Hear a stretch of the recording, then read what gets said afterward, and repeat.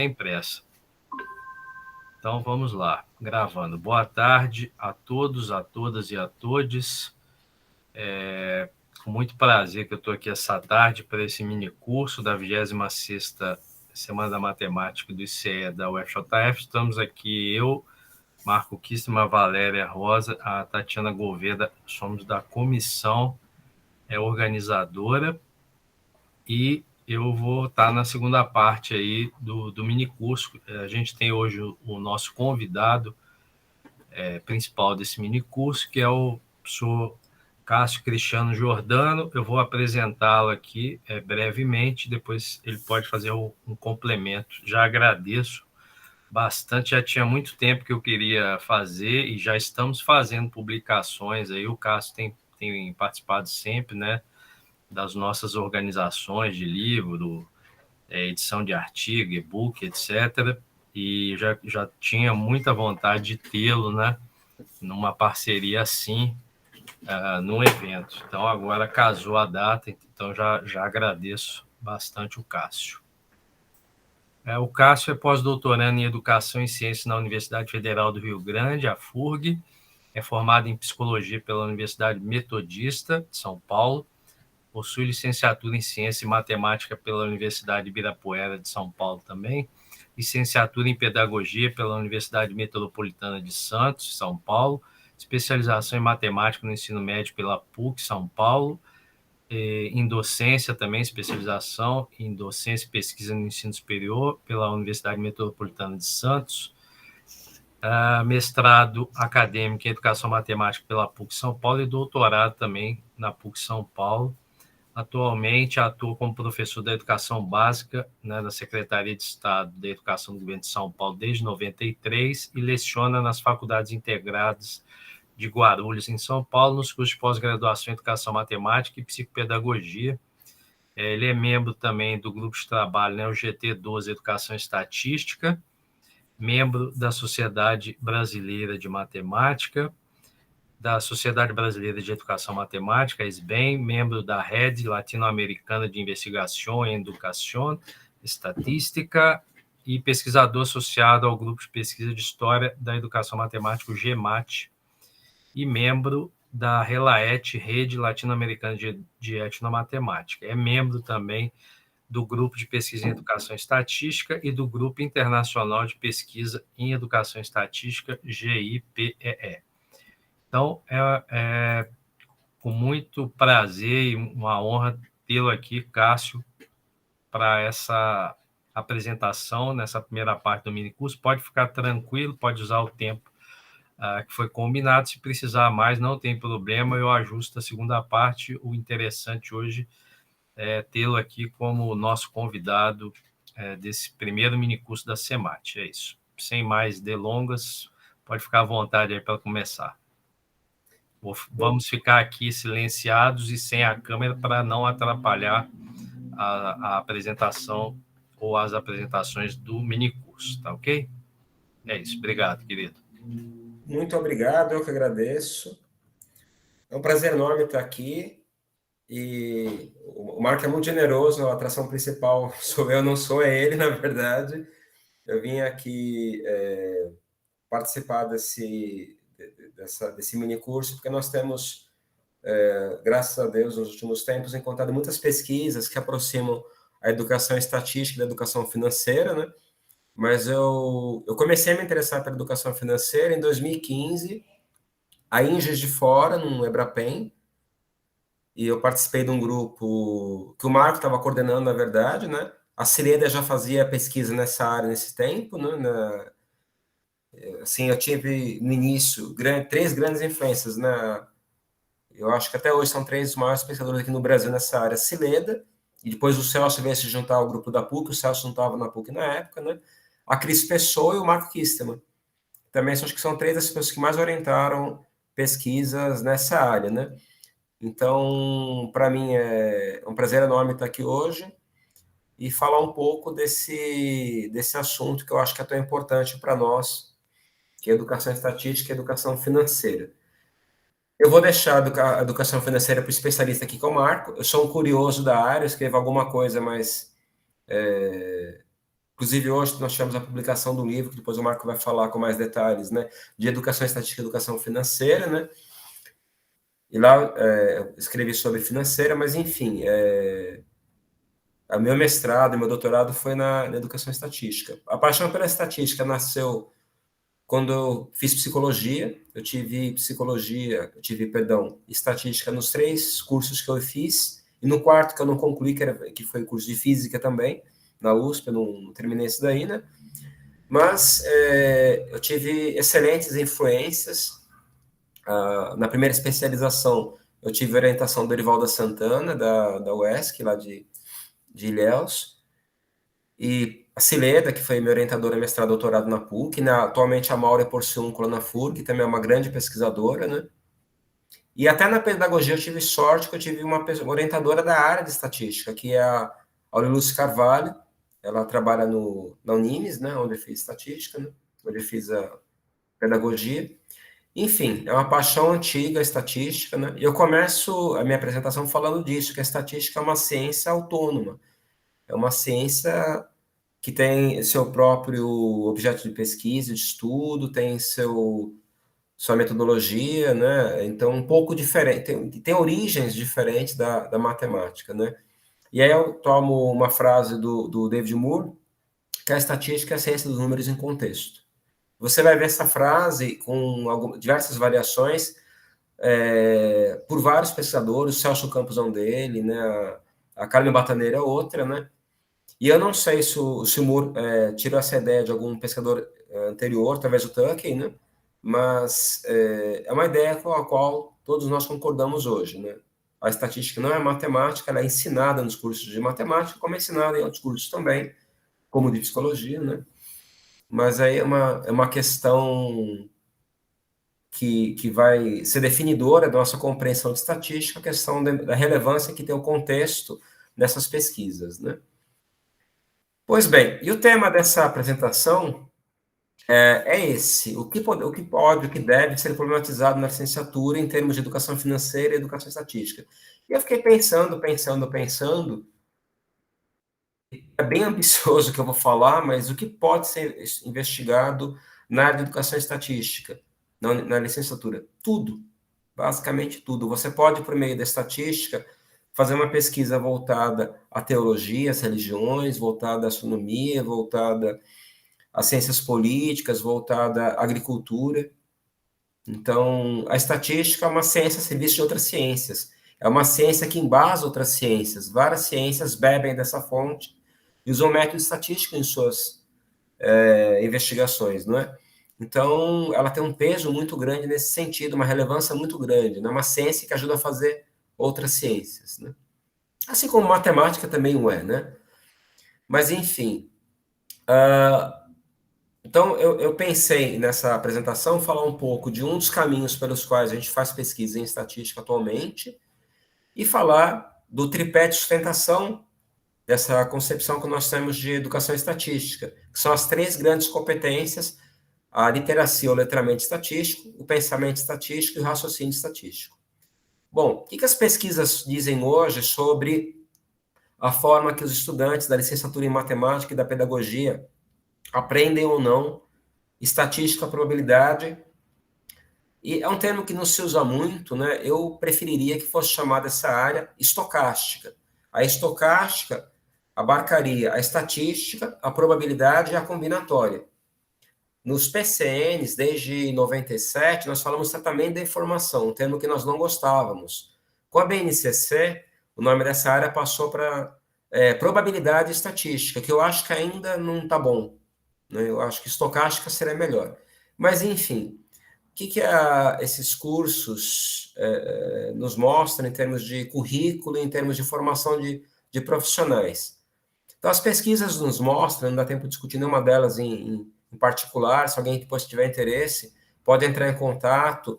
Eu deixei aqui meu e-mail, né? Se alguém quiser anotar, ccjordana@furg.br, tá? Se alguém quiser, depois eu passo novamente, mas, enfim, se alguém quiser discutir sobre alguma dessas pesquisas, a gente conversa. Mas o que essas pesquisas mostram? Bom, que em muitos cursos de pedagogia não tem estatística nem probabilidade. que nos cursos de matemática tem, mas geralmente com carga muito reduzida, o mínimo possível. Muitas vezes, estatística e probabilidade são ensinadas de forma fragmentada, separadamente, por professores diferentes, com abordagens diferentes. Geralmente, a abordagem de ensino da estatística e da probabilidade nos cursos superiores é procedimental. Você enumera uma série de conteúdos, né, que deveriam ser tratados, vão estudar o que é população, o que é amostra, o que é aleatoriedade, o que é média, mediana, moda, variância, desvio padrão, quartis, percentis, como é que se faz gráfico, como é que se faz tabela. E você descarrega esse caminhão em cima do aluno e depois espera que ele faça alguma coisa com isso. E geralmente não funciona. Essa abordagem mais tecnicista experimental, ela perdeu muita força com a facilidade que nós encontramos hoje de utilizar softwares, aplicativos que nos dão esses números, esses gráficos, essas tabelas de uma forma muito rápida. Aquele trabalho braçal que nós tínhamos para tabular e organizar dados, não existe mais isso na ciência dos dados, né? Quem trabalha com R, quem trabalha com Python, quem trabalha com outros programas, não tem mais isso, né? Então, hoje, a gente se preocupa mais com o filé mignon da estocástica, que é a análise, a inferência, né? Então, é isso que nos interessa mais, né? E nós defendemos uma perspectiva da análise exploratória de dados, de apresentando o que o aluno vai usar, o que o pesquisador vai usar, o que o investigador vai usar, na medida que ele vai precisando daquilo, e não a priori. Então, como é que você faz pesquisa em estatística? Fazendo. Você começa a fazer, e na medida que os elementos são necessários, se faz necessário, a gente vai introduzindo no decorrer do processo. Quer seja por projetos de aprendizagem, quer seja por modelagem matemática, por outra técnica, né, por outra estratégia de ensino, né? Então, as formas com as quais a gente tem observado esse ensino, em grande parte, na sua maior parte, tem sido de poucos resultados positivos, digamos assim, né? Então, a partir disso, nós vamos discutir um caminho possível para você problematizar o que deve ser estudado, o que deve ser investigado no curso de licenciatura em matemática, mas também que se estende para o bacharelado em matemática, também se estende a licenciatura em outras áreas, a pedagogia, não é? A gente usa muito estatística em geografia, em sociologia, em outras áreas também, né? E alguns caminhos que são dotados de criticidade, de objetividade, de engajamento social, de preocupação com justiça social, são alguns deles etnomatemática, que acho que é um dos mais tradicionais aqui na pesquisa brasileira, né?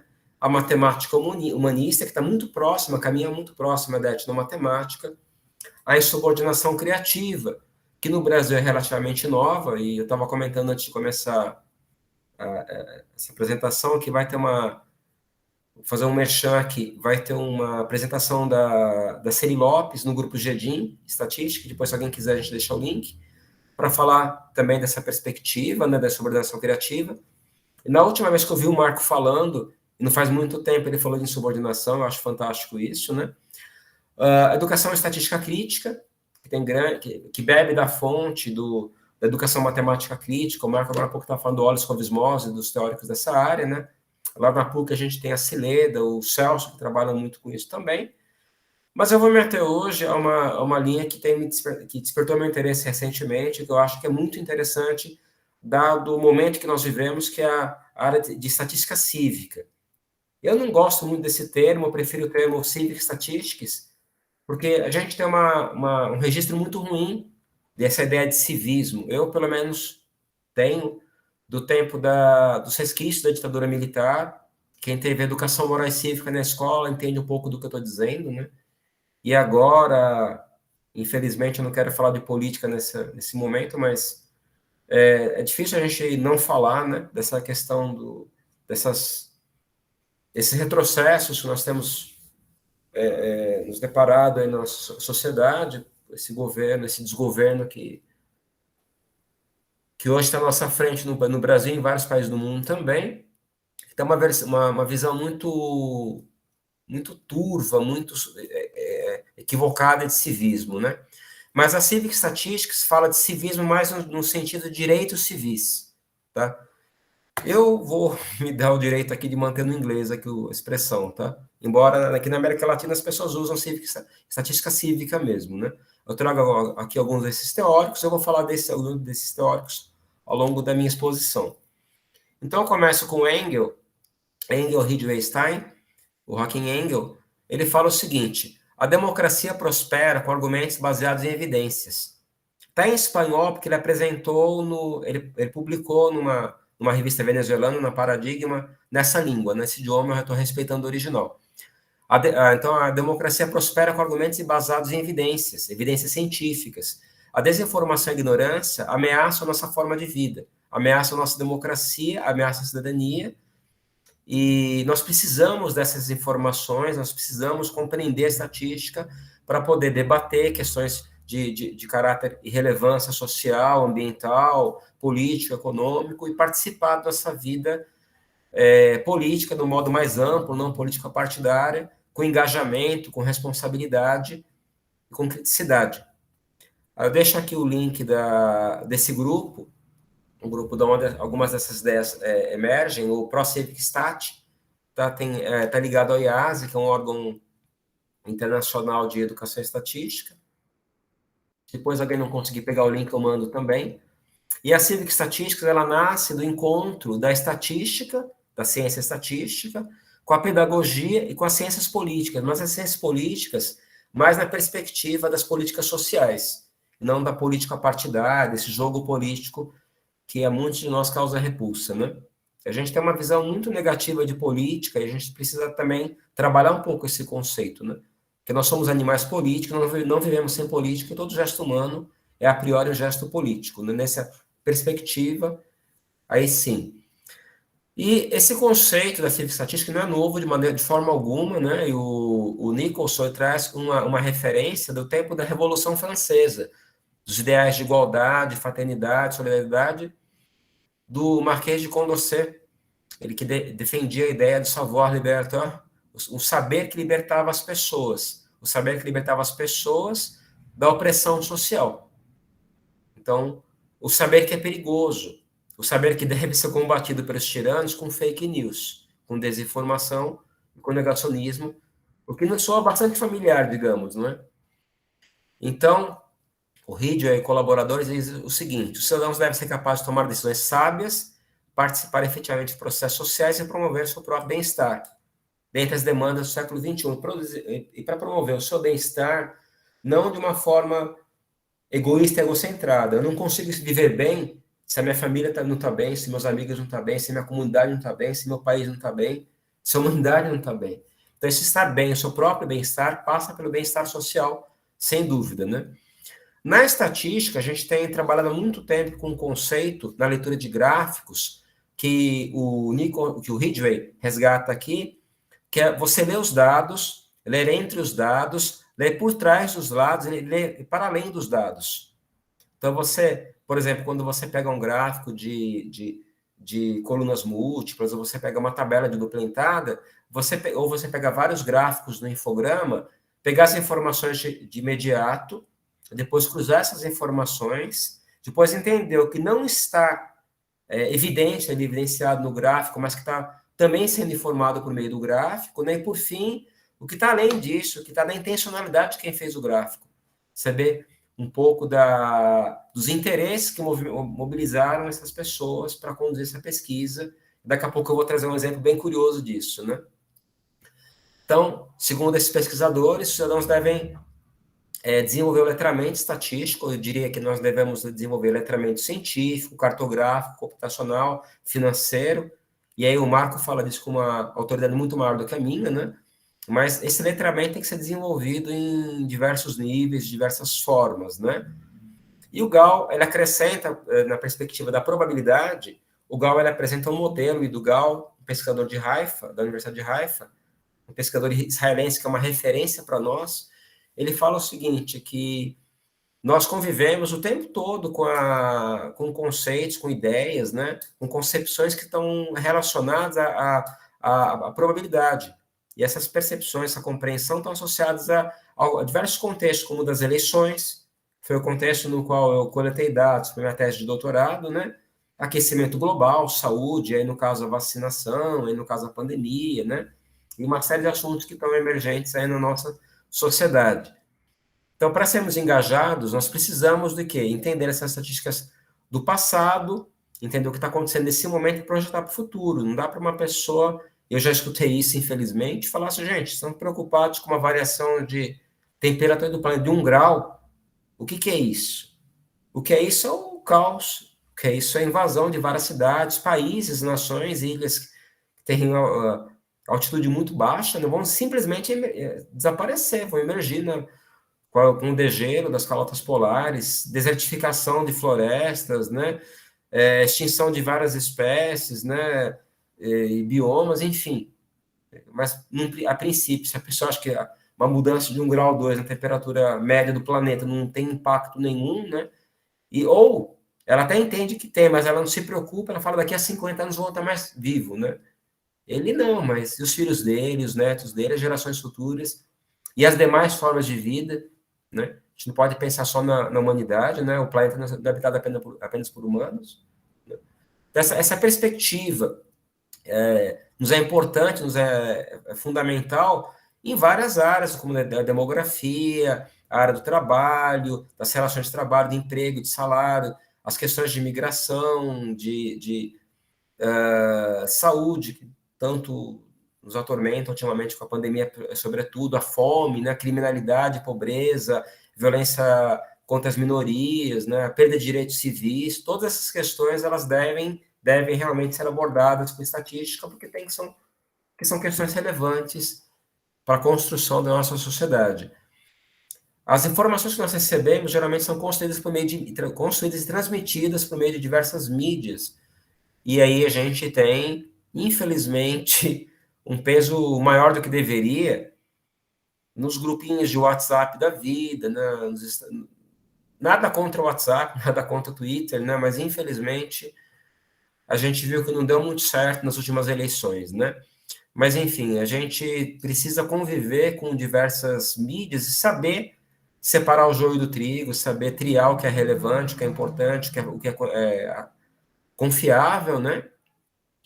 E cada vez mais a gente se aproxima dessas mídias digitais. Agora, nós educadores, nós futuros educadores, trabalhamos com diversas mídias com nossos alunos, com aulas presenciais, aulas remotas, ou que o Saviani prefere falar ensino emergencial não presencial, o ensino híbrido, né? Então a gente incorporou essas tecnologias digitais na nossa vida e lidar com elas de forma sábia é fundamental.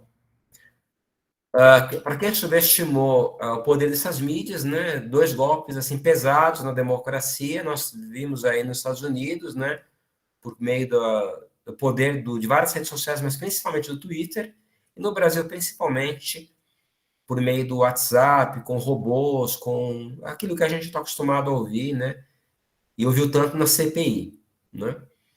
E aí, nesse contexto de Civic Statistics, eu estou trabalhando nesse momento exatamente com alguns colegas, amigos eu diria, né?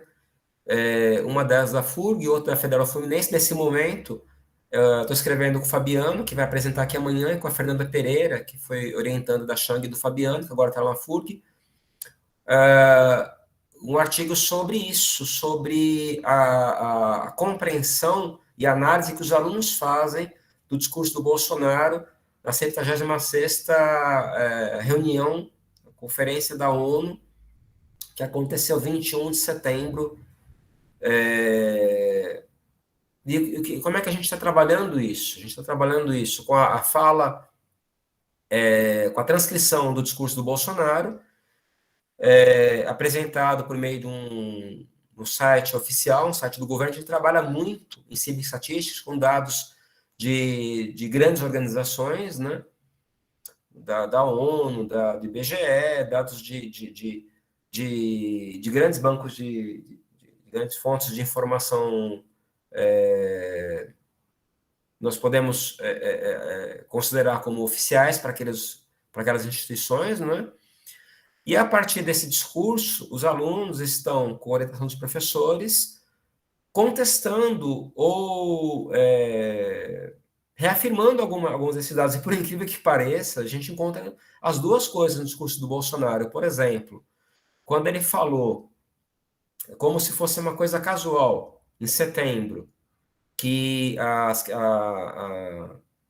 o desmatamento da Amazônia tinha reduzido 32%, tomado o mês anterior, tomado agosto de 2021 em relação a agosto de 2020, por estranho que pareça, isso é verdade.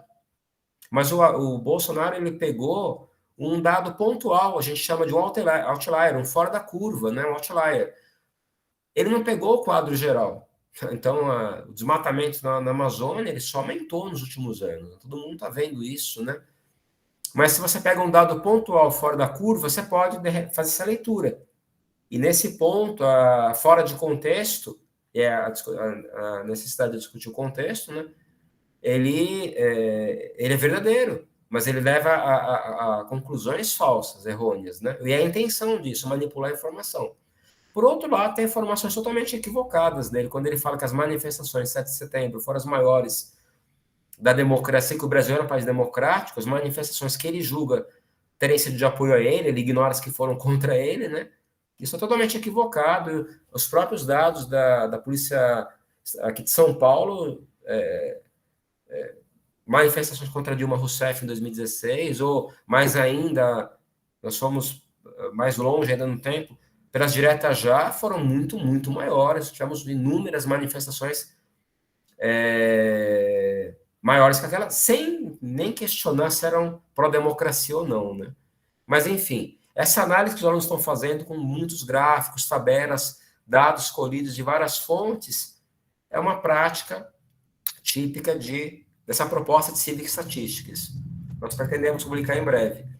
Pois bem, essa proposta de Civic Statistics trabalha com fenômenos multivariados, porque os eventos eles são muito mais complexos do que aquele que aparece nos livros didáticos, quando você vê lá uma, duas, três variáveis fora de contexto, né? Dados agregados, cruzando dados, analisando, por exemplo, por segmento, por renda, por sexo, por questão de gênero, por questão de religiosidade, por questão de regionalismo, enfim. A gente cruza essas informações agregando dados, muitas vezes de vários bancos, obtidos de diferentes maneiras, diferentes metodologias, né? Dados dinâmicos, quem acompanha, por exemplo, os telejornais, se você, por exemplo, vê lá o Jornal Nacional, vê dia após dia a leitura que eles fazem, a média móvel de contágios, de mortes, de vacina, né? Então, os dados hoje são muito dinâmicos, eles estão mudando o tempo todo, e aí cabe a nós buscarmos essa atualização, né, para fazer nosso trabalho, né?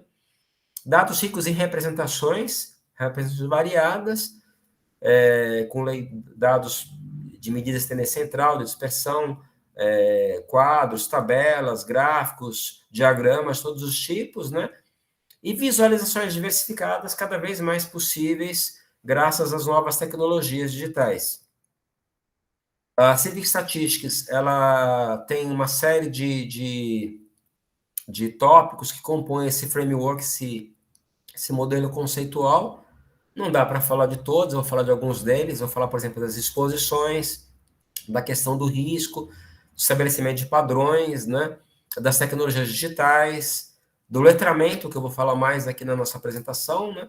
Mas, assim, essa perspectiva de análise de estatísticas cívicas, ela se baseia não só no conhecimento teórico da pessoa, mas também nos processos que são construídos por meio das competências, também no engajamento, no ativismo das pessoas, não somente no discurso delas, né?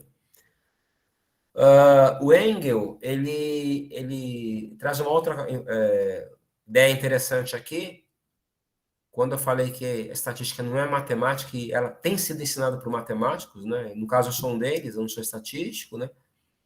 Cada vez mais nós temos estatísticos ensinando estatística, mas numericamente eles são poucos no Brasil, né? Se fosse instituído, por exemplo, só ser ensinado estatística por estatístico no Brasil, nós teríamos que importar profissionais, nós não teríamos aqui, né? Isso é um fato, né?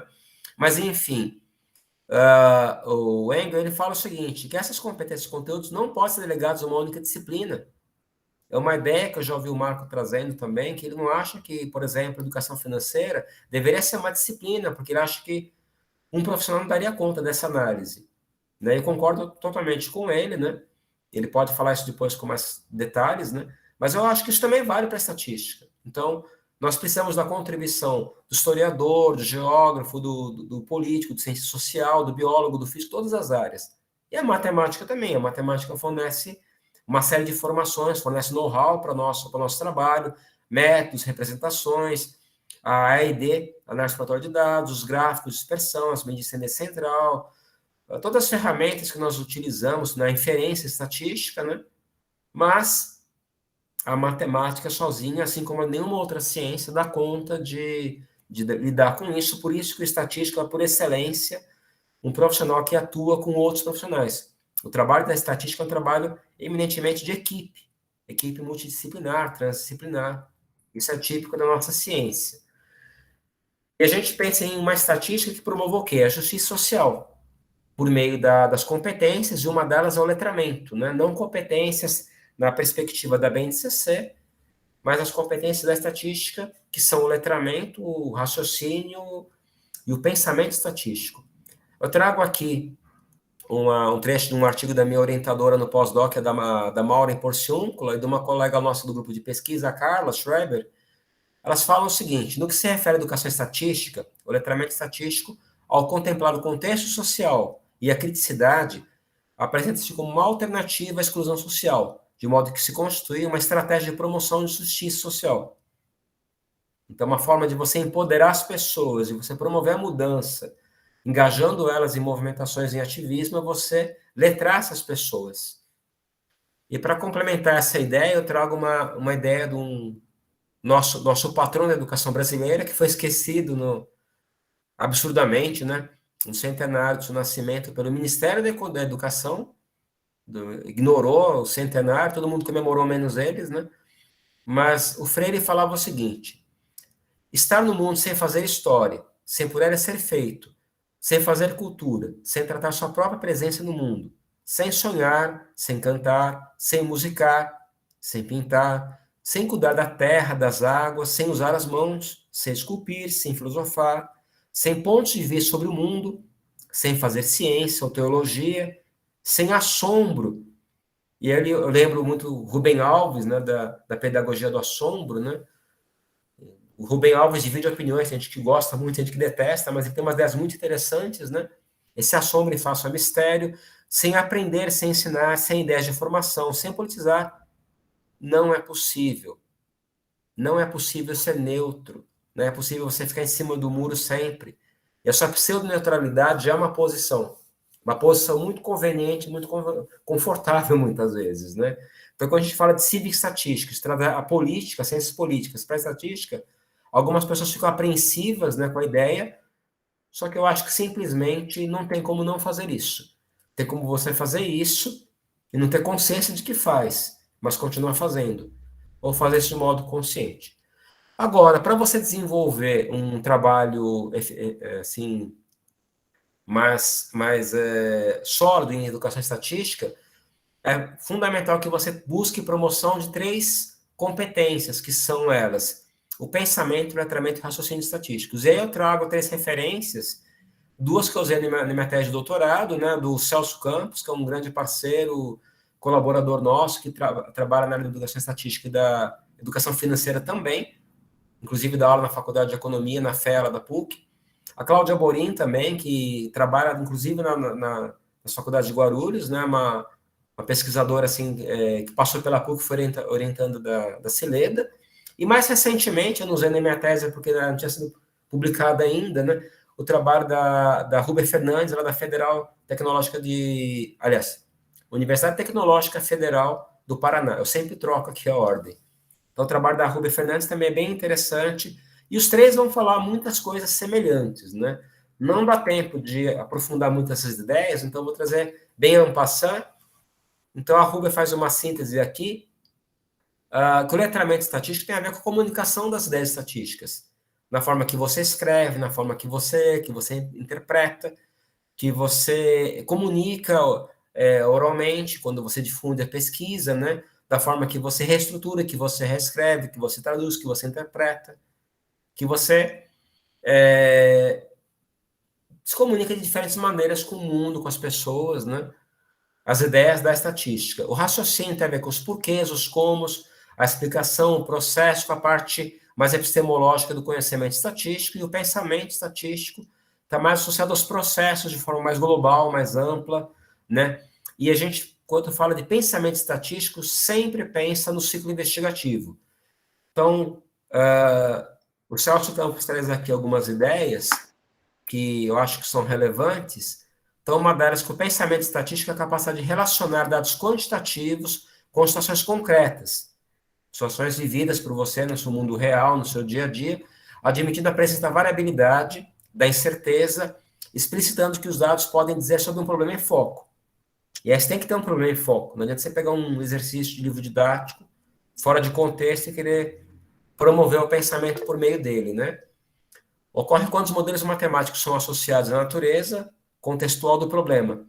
Quando você faz uma escolha adequada das ferramentas, quando você escolhe o gráfico certo, a abordagem metodológica certa, o procedimento de amostragem certo. Então, te permite enxergar esse processo de um modo panorâmico, global, a respeito da produção do conhecimento estatístico. Eu não sei se alguém está colocando alguma mensagem no chat, ou se alguém, agora há pouco ouviu um ruído, se alguém quis dizer alguma coisa. Eu estou com a minha tela cheia aberta aqui, eu só consigo ver o meu slide. Então, se alguém quiser falar alguma coisa, pode abrir o microfone e falar. Ou se alguém quiser mandar no chat, para depois eu responder, tudo bem. Mas se for agora, eu não consigo interagir. Tá bom? Tá sossegado. Pode tocar aí que é boa tarde e algumas informações aqui. Maravilha. Mas se alguém quiser fazer algum pode deixar que eu estou monitorando. Pode deixar. Beleza. Mas se alguém quiser também se manifestar, gente, como o Cássio falou, fica à vontade. É só abrir o microfone. Marco, alguém levantou a mãozinha. Não sei se foi por engano. Eu acho que foi, porque depois ficou quieto, aí eu deixei quieto.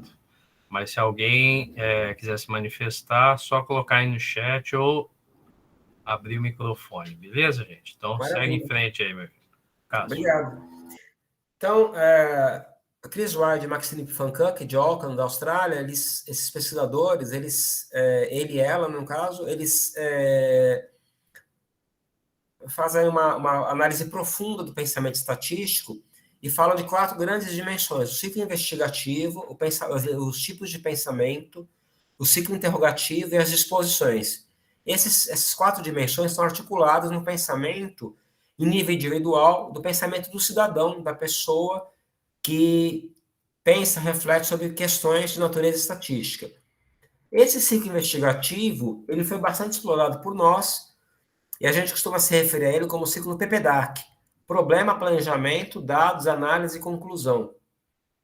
Esse ciclo investigativo, que a princípio é um processo interno, um processo do psiquismo do indivíduo, ele foi transportado para uma situação de um trabalho colaborativo, porque, como eu falei, ninguém faz estatística sozinho, né? Ninguém anda horinha sozinho aqui na estatística, né? Então, a gente sempre trabalha em equipe, sempre trabalha em grupos, né?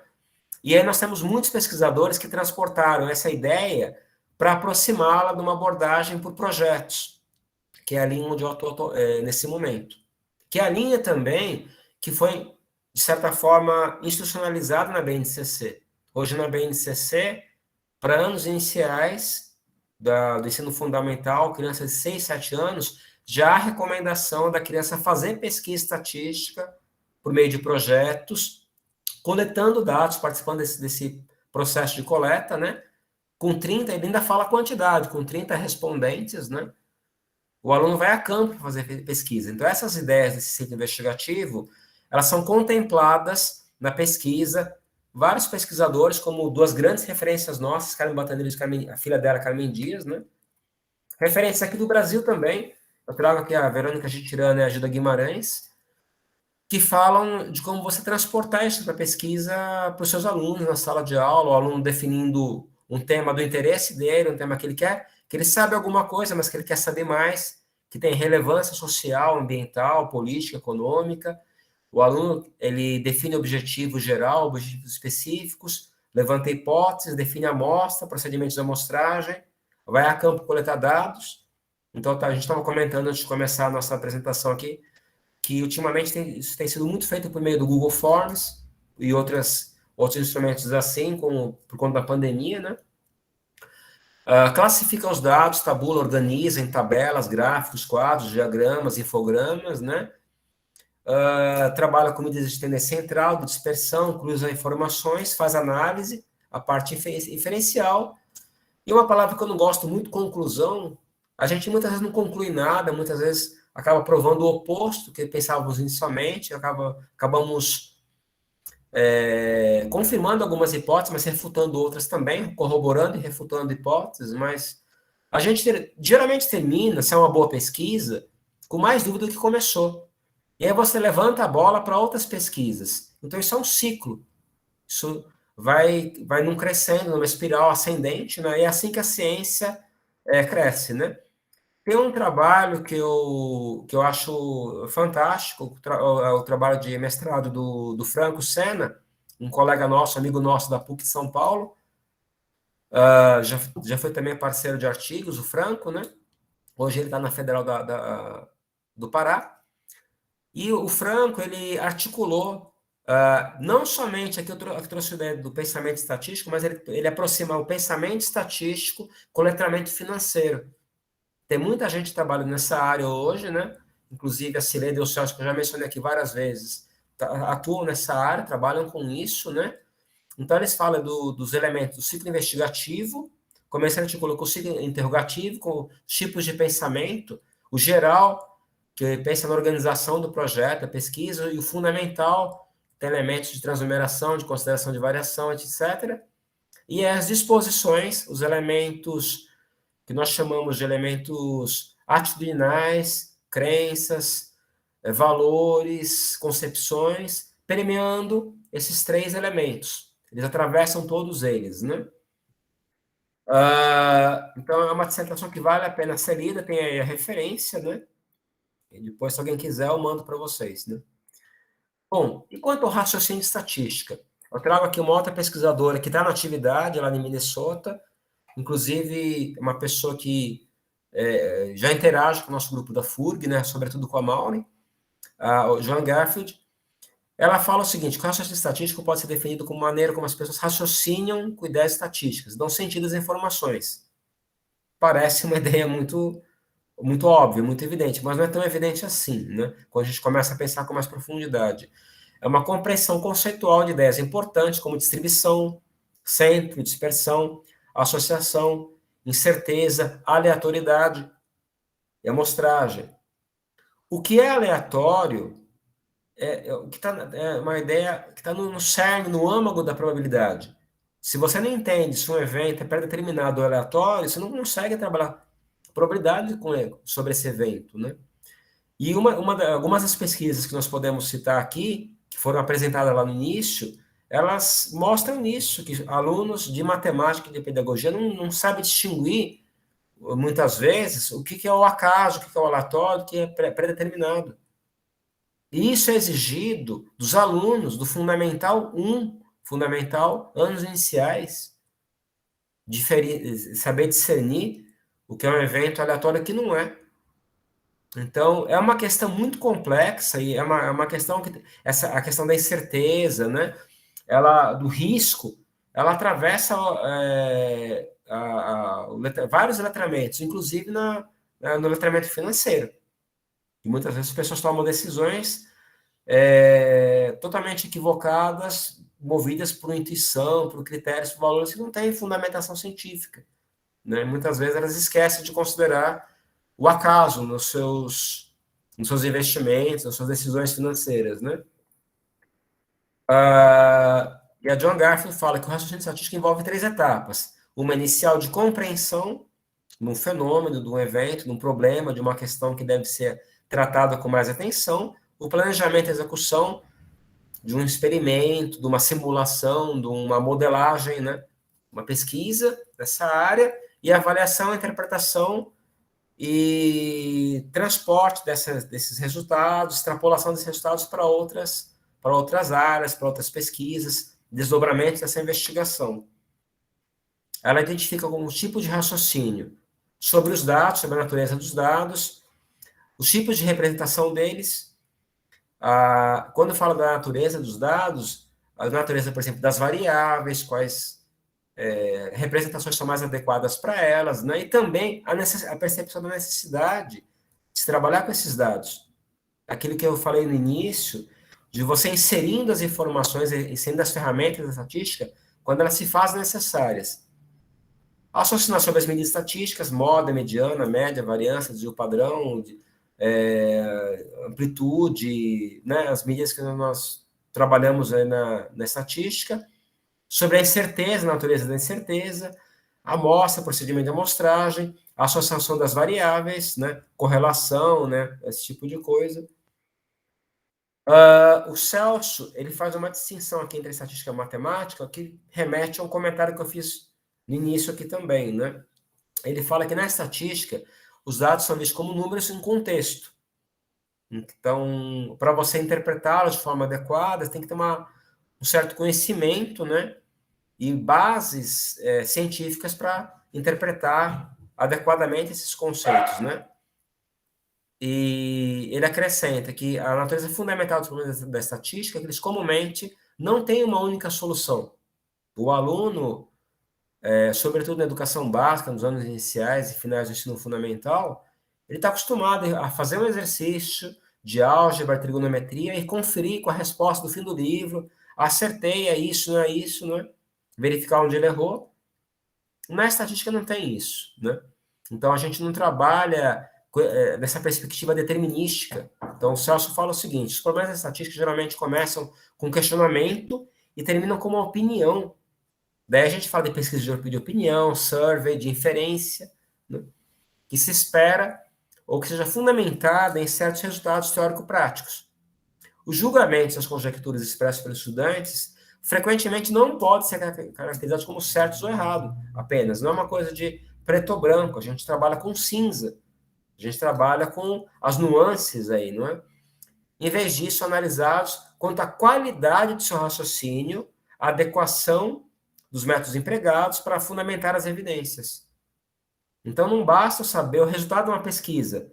Me interessa saber como ela foi desenvolvida, qual a metodologia de pesquisa, qual a amostra que foi utilizada, se ela foi censitária, e uma série de elementos que são muito específicos da estatística. Finalmente, eu falo de letramento. Então, e para falar de letramento, eu trago uma das maiores referências aqui para nós, não somente no Brasil quanto no mundo, que é o Idugal. Eu tenho o prazer de participar hoje num grupo de estudo com o Gal. A gente se reúne mensalmente, alguns colegas do GT12 participam desse grupo, inclusive o Fabiano é um deles, né? Que eu falei agora há pouco, né? E o Gal, ele fala de letramento necessário para quê? Para você interpretar, avaliar criticamente informações estatísticas, os dados relacionados aos argumentos, os fenômenos estocásticos. Lembrando que estocástica é aquilo que tem a ver com estatística, a probabilidade, e combinatória, que podem ser encontrados em diversos contextos. Capacidade de discutir, comunicar suas reações às tais informações, que passa por suas disposições, passa pela seus valores, suas atitudes, sua compreensão, sua leitura de mundo, questões que são consideradas por ele como disposicionais. Então, ele apresenta dois grandes conjuntos de elementos, né, que aqui foram representados muito bem pela Irene Casola, pela Miriam Tsumi, que são os componentes cognitivos e os afetivos ou disposicionais. Os cognitivos, o letramento na própria língua materna, e aí nós temos muitas pessoas que falam disso aqui no Brasil, Nilson José Machado, Cátia Smolli, Jacques Fuchs e outros tantos, né? O conhecimento matemático, especificamente da nossa área, eu acho que aquele que nós estamos mais familiarizados aqui, né? O conhecimento estatístico, que aterroriza muitas pessoas, né? Que tem a ver com a origem e importância dos dados, a familiaridade com os termos da estatística descritiva, a compreensão com noções básicas da estatística e a elaboração de inferência. Dentro da familiaridade de compreensão dos dados estatísticos, o que é aleatório, o que é a variabilidade, a compreensão e leitura de interpretação de tabelas e gráficos estatísticos, medidas de tendência central de dispersão, amostragem e inferência. Além disso, conhecimento do contexto que você vai investigar, daí a importância do contexto ser uma coisa familiar para os alunos, para os pesquisadores, ou trabalhar com colegas, com pessoas na equipe, para as quais aqueles conhecimentos sejam familiares, um virologista, um fisiologista, um atleta, um astrônomo, alguém da área que você vai investigar, não é? E a competência e capacidade de desenvolver questões críticas, a sua criticidade, tanto explorada aí por Wallace Cobismose e pela matemática crítica, né?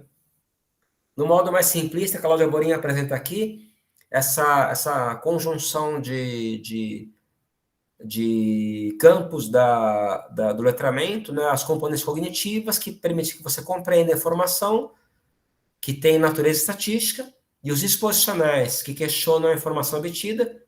E é muito interessante você observar esses elementos quando você fala, por exemplo, caso que eu estou trabalhando agora com meus alunos, o discurso do Bolsonaro, o discurso que o Bolsonaro fez na ONU. Porque aí você vê os apoiadores e opositores, né? E pessoas que tentam ser neutras na discussão, em dado momento, traindo as suas próprias posições com dados, ou chegando a tentar justificar uma ideia, provando o contrário das suas ideias. É muito curioso isso, né? Porque tudo que você fala em estatística é muito de valor. E é difícil você se despir desses valores por algum tempo para fazer uma análise mais isenta, né? Então, é uma coisa muito interessante, né? E na conjunção desses elementos cognitivos disposicionais, você consegue ter uma leitura ativa, crítica da informação de natureza estatística. Esse letramento é trabalhado em diversos níveis, a maior parte das pessoas trabalha em nível cultural, tem acesso à informação estatística, sabe até ler algumas coisas, muitas vezes de modo equivocado, né? Mas não sabe produzir conhecimento estatístico. No nível funcional, já consegue fazer alguma pesquisa com alguma complexidade, consegue construir uma tabela, consegue elaborar um gráfico, sabe que aquilo funciona, ou acredita que aquilo funciona. É uma questão, muitas vezes, de fé, de confiança, mas não entende por quê, não sabe justificar por quê. E, finalmente, o nível científico, o nível que permite que você justifique as suas respostas da forma que a gente está acostumado em matemática, com prova e demonstração, né? Esses níveis de letramento, ela busca no GAL, mas, na verdade, não são do GAL, são do Chamos. O GAL busca no Chamos esses níveis de letramento, né? E tem também outras escalas que eu não vou apresentar aqui por falta de tempo, né? Mas essa é uma escala bem básica e a gente trabalha bastante com essa escala em pesquisa estatística. Aí, eu convido vocês, quem se interessar por letramento estatístico, a visitar o site do LEME, o grupo de letramento multimídia estatístico que eu faço parte hoje, que eu integro o grupo da Maureen e colaboradores lá na FURG. É um projeto que tem quase 10 anos, né? Um projeto que data de 2012, que tem trabalhado com escolas, com alunos, estudantes em situações de fragilidade, buscando empoderamento, buscando essa justiça social que elas falam naquele artigo que eu apresentei aqui, né? De diversas maneiras, trazendo ferramentas, desenvolvendo letramento estatístico, e o trabalho que o LEME faz, ligado a outros desdobramentos do LEME, como, por exemplo, mosaico, com formação de professores, com geração de materiais, como, por exemplo, livros. Nós temos um livro do Pedro, um livro da Gabi, sobre como fazer pesquisa estatística. Nós temos também um canal no YouTube, temos uma participação também por meio do ateliê no Instagram. Está sendo desenvolvido nesse momento um aplicativo do LEME para que o letramento estatístico possa ser levado para outras escolas. Nesse momento, inclusive, eu acabei de sair de uma reunião de uma escola lá do Rio Grande, onde eu faço meu pós-doc. Nós prestamos tutoria para as escolas, orientando alunos e professores que fazem pesquisa estatística, Então, é um trabalho bem amplo, bem diverso, e é um programa, como eu falei para você, já foi premiado pelo IASA, que é um órgão internacional, o maior órgão da nossa área, né, da pesquisa em estatística e educação estatística, né? Então, é um programa que eu acho que vale a pena conhecer. Eu peguei carona nesse projeto agora, em 2021, né? Mas é um projeto que data de muito tempo. Para fechar a minha explanação aqui, minha exposição, essas 3 competências que eu apresentei aqui, o raciocínio, o pensamento e o letramento, elas podem ser compreendidas de diferentes maneiras. Em uma delas, que é apresentada aqui pelo Delmas, essas são 3 campos que podem se entrecruzar em algum momento. Mas você aceitar essa perspectiva seria assumir que alguns campos, por exemplo, aqui, nessa área laranja, você pode trabalhar o raciocínio estatístico sem pensar estatística, sem se comunicar, que seria meio absurdo, né? Ou que você pode se comunicar em estatística por meio do letramento, na área verde, sem raciocinar, pensar em estatística. É uma ideia um pouco perturbadora, eu diria, não é? O Delmas apresenta um outro modelo, no qual o letramento é uma coisa maior. Ela abarca o raciocínio e o pensamento, mas ainda assim tem uma série de questionamentos que nós não temos tempo para apresentar aqui agora, né? Mas tem uma concepção que eu acho muito mais interessante, que foi apresentada pela Celeda Coutinho, e ela aparece na dissertação aqui da Laura Santos, uma colega, uma amiga nossa lá da PUC São Paulo, que também faz trabalho, também pesquisa em educação financeira. Esse modelo que a Celeda apresentou para nós, ela mostra o letramento, o pensamento, o raciocínio como engrenagem de uma máquina, que não consegue não consegue operar, não consegue trabalhar de modo isolado. Eu acho que é uma leitura mais sensata das 3 grandes competências, né? Se você promove o letramento estatístico, você está desencadeando ideias e raciocínio que levam a pessoa a desenvolver as competências de um modo mais amplo. Então, por exemplo, hoje eu trabalho muito com projetos de aprendizagem, promovendo letramento por meio do ciclo investigativo de pesquisa, que bebe da fonte do pensamento estatístico, no qual os alunos aprendem, por exemplo, a determinar procedimentos de amostragem, que está associado ao raciocínio estatístico. Então, essas 3 grandes competências, elas caminham juntas. No começo, a gente faz muita confusão para defini-las, mas quando a gente começa a se familiarizar um pouco com elas, eu acho que são ferramentas muito úteis para a nossa compreensão de mundo. São necessárias para que você consiga interagir com outras áreas. Aí eu trago a ideia dos TCTs, os temas contemporâneos transversais, que agora são 15, né? Os temas transversais dos PCNs eram 6, agora são 15, e nos interessa bastante, uma área que eu tenho trabalhado muito agora, ou 2 áreas que eu trabalho muito nesse momento, a área de economia, a macro-área de economia, que abarca trabalho, educação financeira, educação fiscal. Educação fiscal, eu vejo pouca gente trabalhando, a Cláudia Santos é uma dessas pessoas, a da Federal do Pará. Educação financeira aqui, nós temos já bastante trabalho, muitos deles, graças à Federal de Juiz de Fora, nós somos gratos por isso, né? E muita gente trabalhando em financeira, articulando com a ideia de sustentabilidade, a ideia de meio ambiente, de preservação. Eu acho que é fundamental essa perspectiva, né? E, para finalizar, muita gente hoje nessa área, e eu sou uma dessas pessoas, né, que modestamente começa a adentrar nessa senda, buscando a articulação entre o letramento matemático, o letramento estatístico, o letramento financeiro e outros letramentos, né, numa perspectiva de multiletramento muito presente na BNCC. Né? E aqui, uma das pessoas que nós temos, o Celso e a Cileda, que trabalham muito com isso, né? Eu falo do Celso porque a tese dele foi um pouco nesse caminho, nessa direção, né? Da construção de uma educação estatística crítica, próxima da educação matemática crítica, de Scoville-Mosse, e de uma educação financeira crítica que está sendo mais recentemente construída.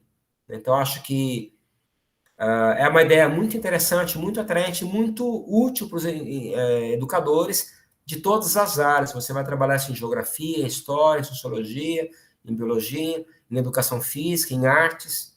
Então, eu acho que é um objetivo nosso, de modo geral, na educação, independente de você ser professor de matemática ou não. Agradeço enormemente a paciência que vocês tiverem em me ouvir. Às vezes eu me entusiasmo aqui, começa a falar um pouco rápido, a Cida já falava isso para mim no meu doutorado, né? Então, se eu falar alguma coisa muito rapidamente, depois no momento que nós abrimos para perguntas, vocês podem colocar. Agradeço à Universidade Federal de Juiz de Fora, que eu já tive o prazer de conhecer em anos passados e agora participo aqui virtualmente, né? Em especial o Marco Kisterman, que é um grande amigo, grande parceiro, uma pessoa que abre portas, que é muito generosa, muito solidária, abre portas para investigadores de diversas áreas, diversos níveis de pesquisa, né? E, finalmente, convido vocês a conhecer o nosso GT de Educação Estatística. Eu deixo aqui para vocês, depois, quem puder tirar foto, né? O QR Code do nosso grupo no Facebook, também no Instagram, onde nós divulgamos eventos como o de hoje. Se você olhar lá agora, esse evento que está acontecendo nesse momento está lá, foi anunciado, né? Assim como o do Fabiano de amanhã, do Márcio Urel de quarta-feira, está tudo lá, né? Então, quem quiser buscar mais eventos, livros, né? Esse e-book que foi publicado hoje, depois o Marco acho que vai falar, que tem o Marco, tem o Fabiano, tem eu, tem o Franco, né? Tem várias pessoas aí da nossa área. A gente também divulga por meio desses canais de comunicação. Muito, muito, muito obrigado. E passo a bola agora para o Marcos. Maravilha. Pô, que aula, hein? Muito bom, cara. Nossa, muito bom mesmo. E, bom, gratidão aí, cara. Depois, no final, se você quiser, ou então você me manda de novo o QR Code lá, eu espalho aí. Esse é o livro, né? Obrigado, Cássio. Esse é o livro. Eu coloquei aí no chat, né? O livro que a gente lançou hoje, com capítulos extraordinários aí de educação financeira e educação estatística, né? Esses dois temas aí que eu julgo serem os temas assim mais urgentes hoje, né? Não desmerecendo nenhum outro tema, é óbvio, mas são os temas hoje mais urgentes no Brasil, é a parte financeira e a parte de literacia estatística, aí, porque as fake news estão no ar aí a toda hora, né? Então, obrigado, Cássio. Deixa eu ver a minha apresentação aqui, onde que ela está aqui.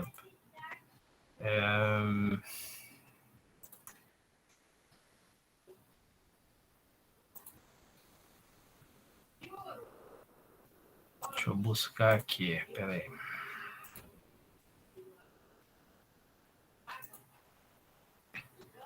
Não, não é isso, não.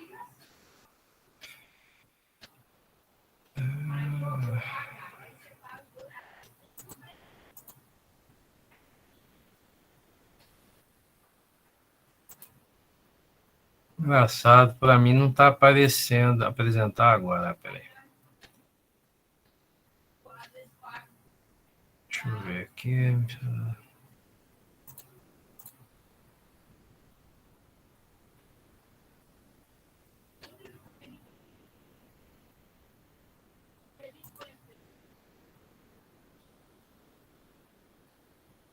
Não está aparecendo para mim. É uma guia, não é isso? É, uma guia. Marco, tá aparecendo a setinha do lado da mãozinha? Setinha, tá. Apresentar agora. É por ela que você compartilha.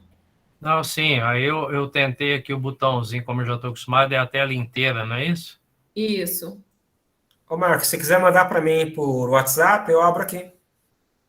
Peraí, deixa eu te mandar aí por... Acho que está aqui no e-mail aqui, deixa eu ver, acho que é mais fácil.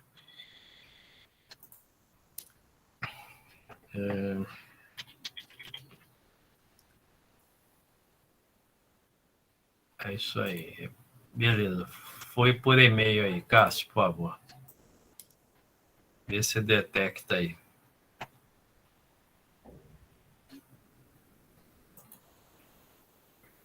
Você mandou para o Gmail? É, Gmail. Eu não sou sócio do Gmail, não, mas eu adoro o Gmail. Não chegou ainda para mim. Estou atualizando aqui. Tá, já. Agora chegou. Beleza. Agora chegou.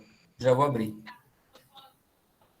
Bom, enquanto isso, eu já vou agradecendo aí o pessoal que está aí no chat, aí, a Camila, que é do nosso grupo de pesquisa,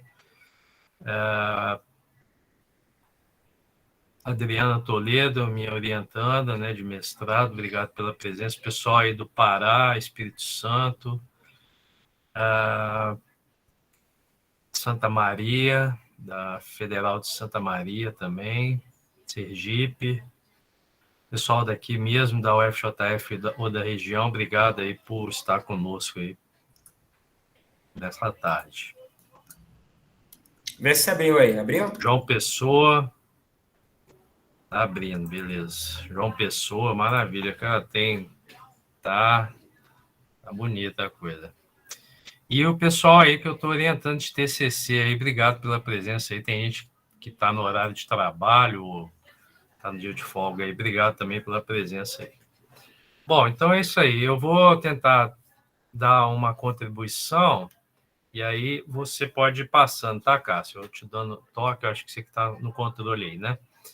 Então, essas são as figuras, né, que acho que dão origem à nossa existência aí como pesquisador, né? Esses pesquisadores aí, é lógico que tem outros, né, mas esses são os pilares, eu acho, da educação e da educação matemática. No Brasil, o Biratan D'Ambrosio, né, que está numa outra dimensão agora, mas que até então esteve entre nós aí, deixou uma vasta gama de pesquisas e inspirações, né, um ser humano extraordinário. Aqui do lado, outro, né, nosso patrono da educação, Paulo Freire, né, que não é muito conhecido no Brasil pelo povo, né? Se fosse, a gente não teria jamais colocado certos políticos no poder, mas na área de educação matemática, Paulo Freire é a maior referência junto com o Biratan. Aqui embaixo, à esquerda, é o meu orientador de doutorado, né, o saudoso Rômulo Lins, que também está em outra dimensão. Então, esses três aqui estão educando lá no plano espiritual, e o Olis Kovismos, que está entre nós, né? Está aí atuante, e lógico, reitero aí a fala do Cássio, né? A Cileda, o Celso, o próprio Cássio, né? Embora a modéstia, mas tem uma trajetória muito consistente na área de educação. A gente não é pesquisador só depois que defende doutorado, né? Eu acho que quando a gente está em escola pública ou instituição particular e tenta melhorar, né, a forma de ensinar e de aprender das pessoas, a gente já é pesquisador independente da titulação. É lógico que a titulação ajuda muito a gente a ter mais responsabilidade no que a gente vai fazer e como a gente vai fazer, né? Obrigado. Pode ir, Cássio, por favor. Bom, educação é o processo de educar-se, né? Essas definições aí latas, né, que a gente pega no dicionário, ou aplicação de métodos próprios para assegurar a formação e desenvolvimento físico, intelectual, moral, né, do ser humano, ou pedagogia, didática e ensino. Essa é a concepção de educação. Vamos lá. Mas, etimologicamente, as pessoas não conhecem educare, né, que vem do latim, que dá a derivação depois para a educação, e seus termos correlatos, quer dizer guiar para fora, né? Então, quando a gente está dizendo avaliação, a gente está dizendo que é uma busca pela emancipação, conscientização, busca de autonomia e de ser um ser crítico, né? De estar sendo crítico. Isso compõe aí os pressupostos aí da gente dizer educação no sentido verdadeiro.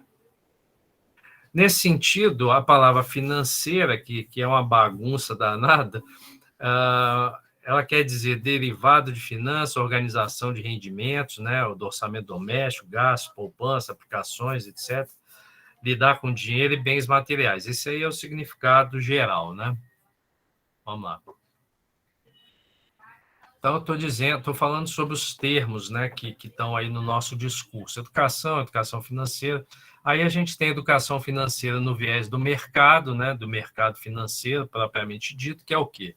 É o discurso mais corrido que tem aí pela internet e nos cursos, né, que a gente tem visto. É ensinar as pessoas a guardar dinheiro, a aplicar dinheiro, a fazer investimento, a poupar para aposentadoria, e o dinheiro é o central, né? Não interessa quem que está ali, qual ser que está ali humano. O que interessa é que o dinheiro é o papel principal. Isso não é educação financeira no nosso entendimento completo, é uma parte, né, da educação financeira que a gente tem que se preocupar, embora a maioria reduza a esses tópicos aí. Né? Isso aí é a ponta do iceberg também. Uma educação financeira que a gente critica, né, que é aquela do viés do mercado, é uma educação, infelizmente, aí para consumo, para comprar, para aproveitar a promoção. Ela exclui, ela estereotipa, ela cria miséria, pobreza, pandemia, porque quem não tem dinheiro fica excluído dessa educação, né? O dinheiro é o foco central. Essa educação financeira, ela gera doença, fome, guerra, miséria, violência social, fake news, governos totalitaristas, né, e fascistas, e gera, né, a 1% com muito dinheiro e os outros 99% aí correndo atrás, né, na pobreza, na miséria ou no 0 a 0, né? Beleza, vamos lá. A nossa educação financeira, que nós teorizamos e praticamos, né? Eu e o Cássio, por exemplo, que estamos aqui na sala hoje, é a educação financeira no viés educacional. Quer dizer, a gente busca, não é fazer o cidadão enriquecer ou ganhar dinheiro, até porque isso é uma consequência de várias ações, né? A educação não tem que se preocupar com isso, ela tem que se preocupar em conscientizar o cidadão para ele ter uma vida equilibrada, financeira, sustentável, né? Sabendo que o ser é essencial e o ter é o necessário, que é uma proposta de minimalismo, né? Ou de uma vida minimalista, né? Priorizando conforto, mas sem excesso, sem consumismo, né? E nesse sentido, essa educação financeira que a gente acredita o central é o ser humano. Beleza. Então, nesse viés ainda, educar quer dizer o quê? Né? Educar financeiramente o cidadão uma questão ampla, né? Leva em consideração solidariedade, alteridade, respeito, né, com todos os seres humanos que estão aqui no planeta, porque nós somos 0,1% do planeta e mesmo assim somos que dão mais trabalho, mais poluímos o planeta. Educar pelo consumo consciente, não para o consumo, né, diferente, e sendo críticos, né, eu sou muito rigoroso nisso, sendo crítico a empresas e marcas que ainda insistem em enganar o consumidor e destruir o planeta. Então, a nossa proposta é convidar cada um a repensar as suas formas de consumo e o primeiro passo, quem tem que dar, somos nós que estamos aqui hoje na sala falando mais. Beleza, vamos lá.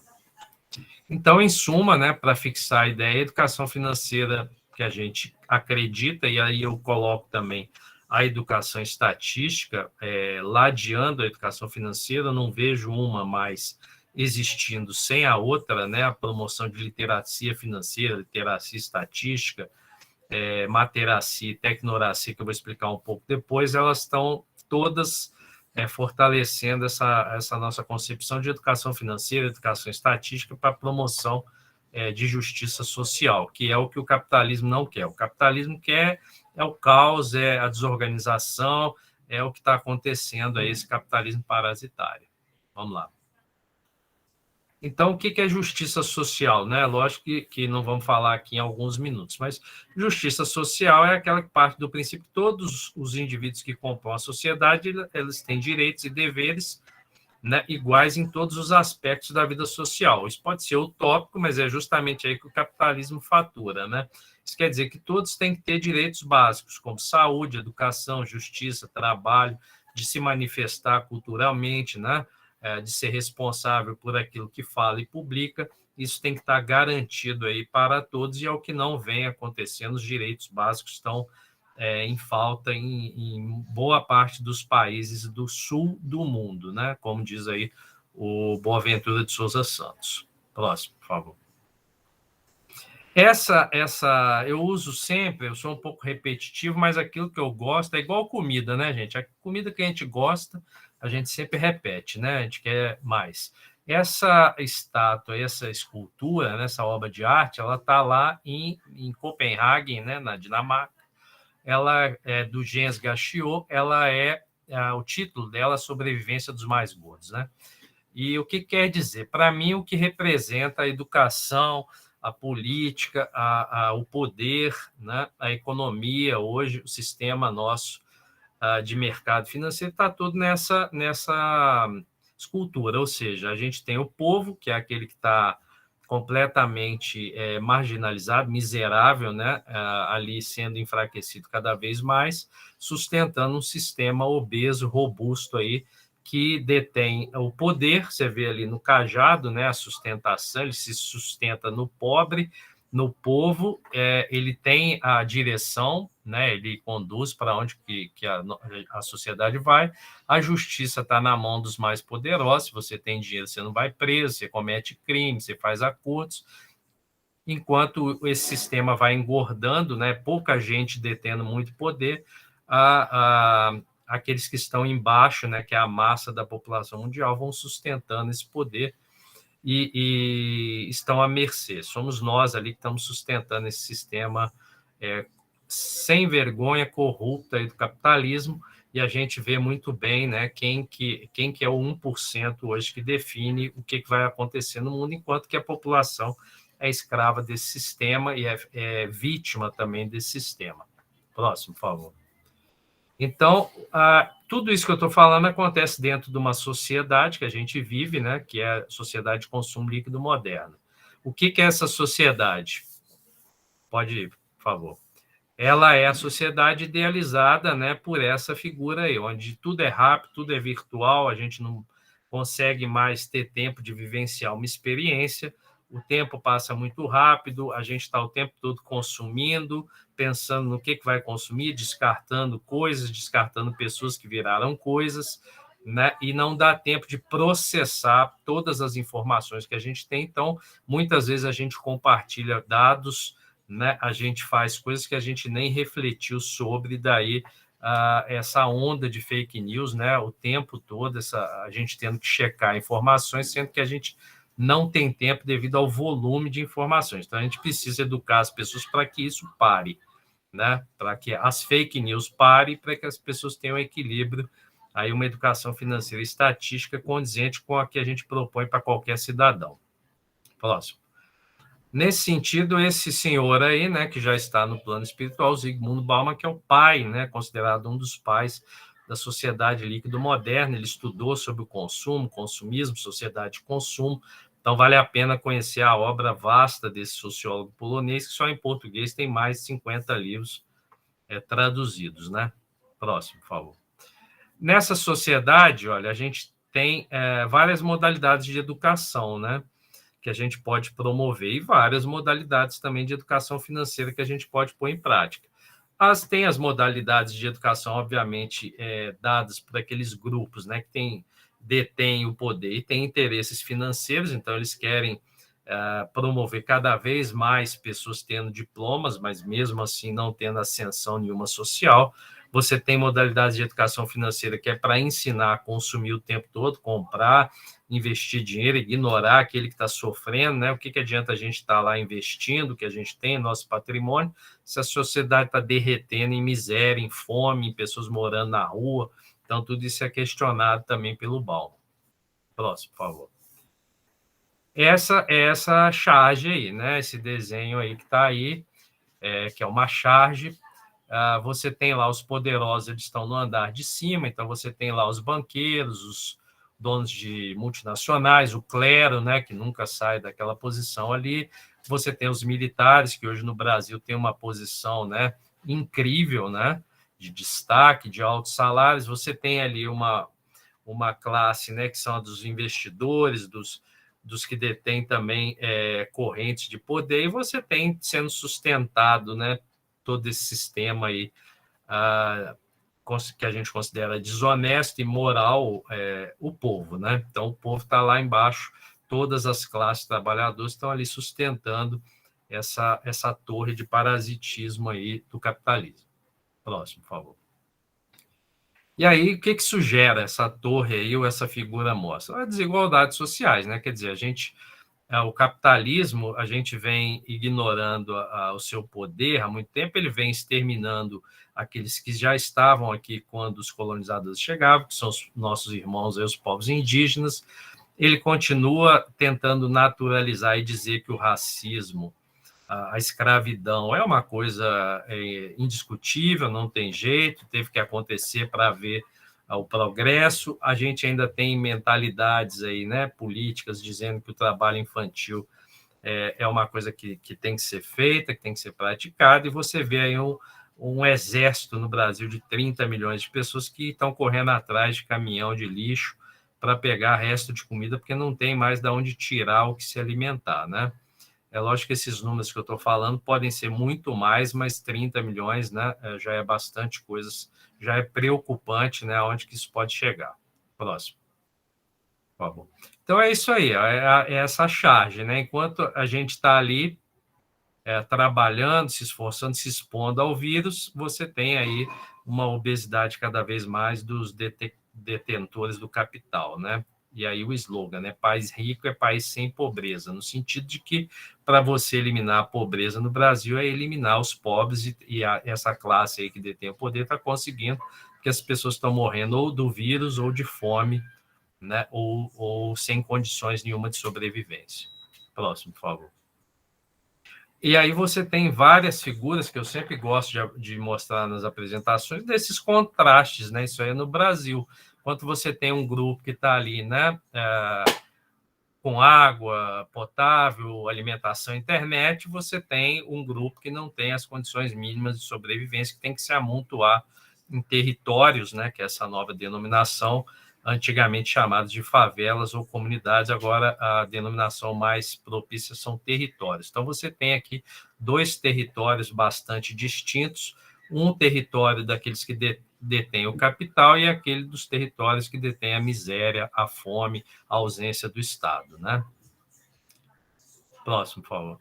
Ou esse caso aqui, né, que é um exemplo mais aberto, mais gritante, né? Enquanto uns têm água para pôr na piscina, outros não têm água para beber potável, né? Não tem internet. Como é que a gente resolve esse problema aqui? É questionando, é criando mecanismos para lidar e combater o capitalismo. Se a gente aceitar que isso é natural, cada vez mais esse contraste, né, vai existir.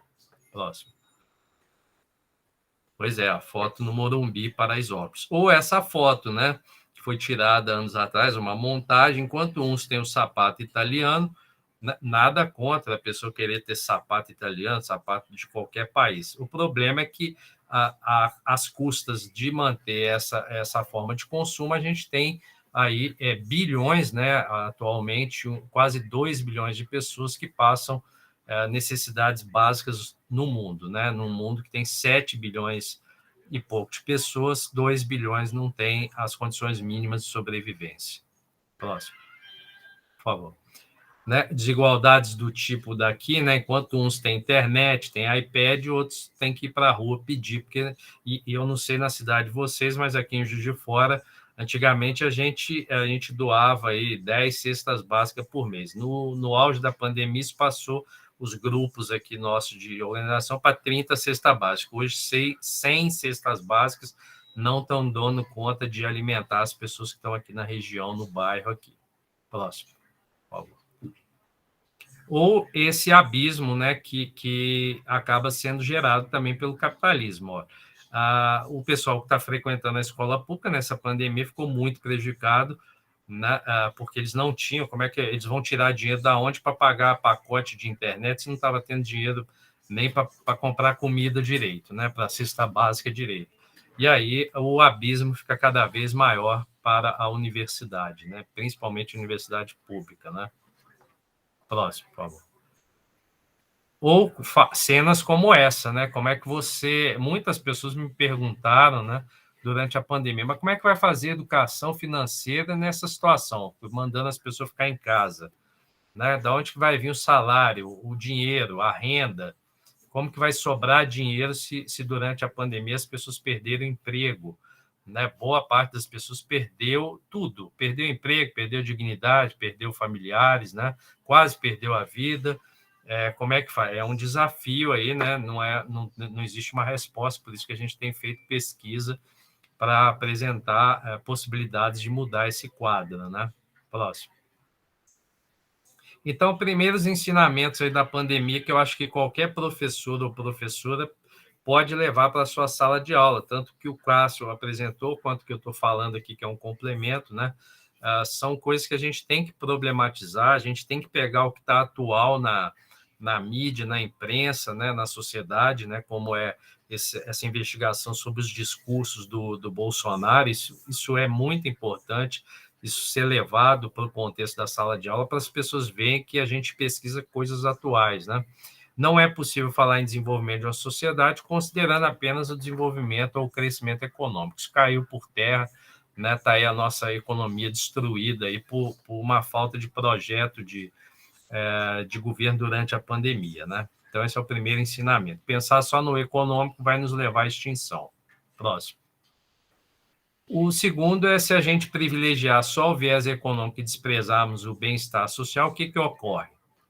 Pode mostrar aí, Cássio, passa aí. O que vai ocorrer? Isso aí, olha, cada vez mais desigualdade social. Enquanto uns têm toda uma perspectiva futura de sucesso, vão alcançar os seus sonhos, universidade, diploma, pós-graduações, o outro, né, ele vai ser ali aquela grande massa, né, que fica ali conduzindo a miséria, participando da miséria de forma ativa e fortalecendo poucos, né, que são beneficiados pelo capitalismo, né? Então, essa foto aqui mostra muito bem, né, uma realidade que aconteceu no Enem o ano passado, que vai acontecer esse ano, porque quem está fazendo o Enem é quem tem condição, primeiro, de pagar uma taxa, depois de estudar com qualidade, ter acesso às aulas online, que é a minoria que está no Brasil hoje, né? Próximo, por favor.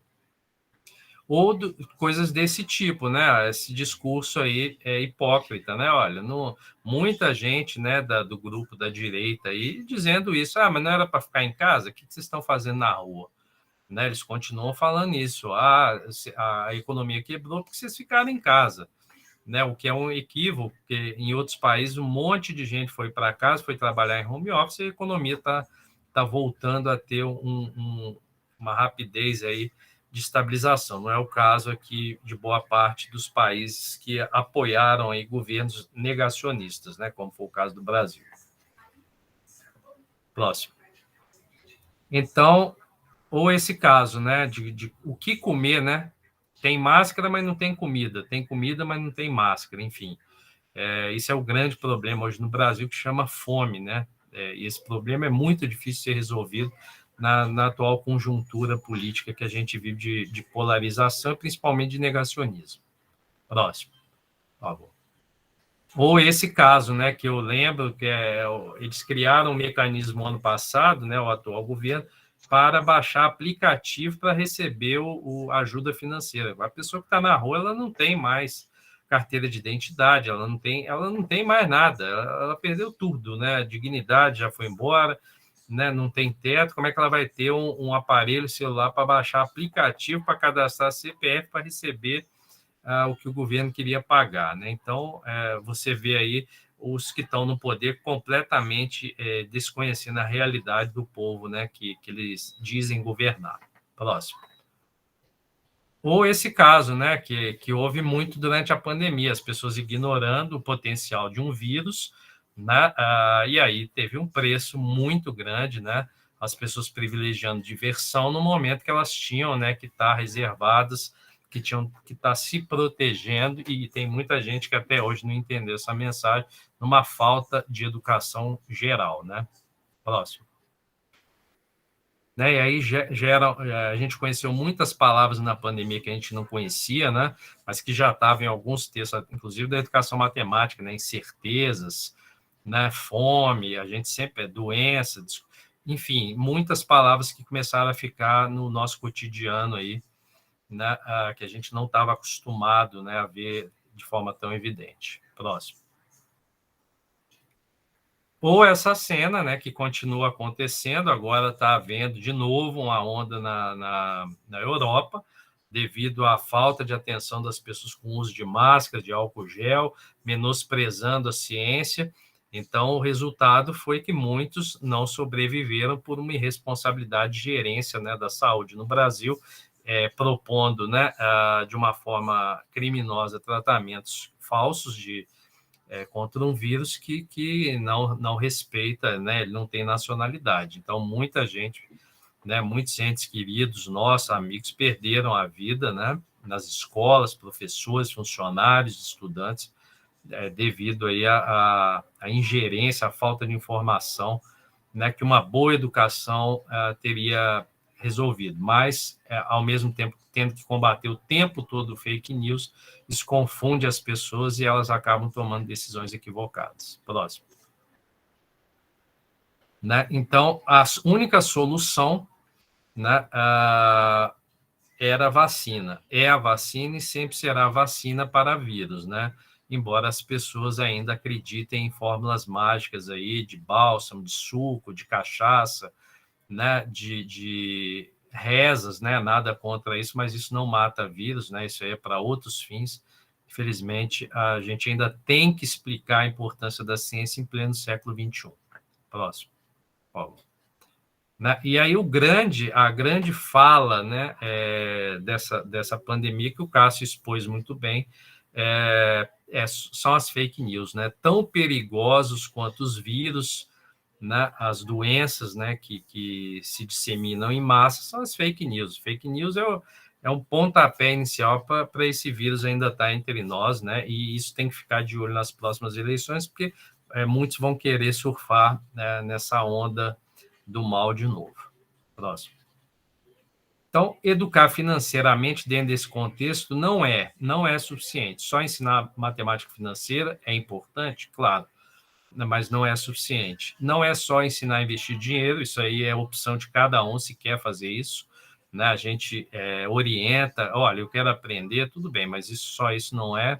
Não adianta você investir dinheiro e você não ter ética, não ter caráter, não amar as pessoas, não ter solidariedade, né? Não ter compaixão. É preferível não investir nada e ser um ser humano digno, né? Não é calcular a taxa de juros o tempo todo para guardar dinheiro, não é pensar só em si, na sua saúde financeira, e também não é só ensinar a consumir coisas, né, que a gente muitas vezes não usa, nunca vai usar.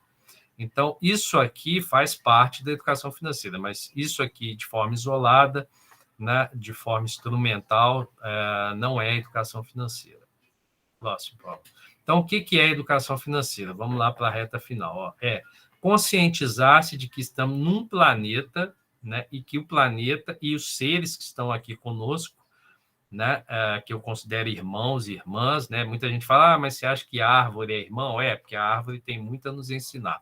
É só assistir nosso vídeo lá no canal Pesquisa de Ponta, o FJF, nosso canal do YouTube, que você vai ver o que as árvores podem nos ensinar de educação financeira. Só acessar lá nosso canal, os vídeos estão todos lá, YouTube, Pesquisa de Ponta, o FJF. Próximo, por favor. Autoconhecimento, né, que é uma coisa que parece meio clichê. Isso aí o Sócrates falava, o oráculo falava. Pois é, mas ninguém, ou boa parte da população, acho que não põe em prática, né? Autoconhecimento como cidadão. Quem eu sou como cidadão, como consumidor, como ser humano, né? Por que eu lido assim com o meio ambiente? Por que eu lido assim com os resíduos que eu produzo? Como é que eu faço minhas escolhas daquilo que eu vou vestir, daquilo que eu vou doar, né, daquilo que eu vou guardar, daquilo que eu vou investir? Então, eu tenho que estar o tempo todo me auto-questionando, me auto-analisando, porque aí eu me conheço melhor. E eu me conhecendo melhor, eu auxilio muito a corrente social, porque se todo mundo for consciente do que está fazendo e caminhar para ações do bem, o planeta vai melhorar. Muito bem, obrigado. Próximo. Promover reflexões éticas, né, que tem uma educação financeira asquerosa, criminosa, né, que diz que, olha, você tem aquela do jeitinho, você tem os fins justificam os meios, o negócio é ganhar dinheiro, custe o que custar, quem está na miséria é porque é preguiçoso, não quis trabalhar, não quis aprender, essa meritocracia do mal que está por aí também.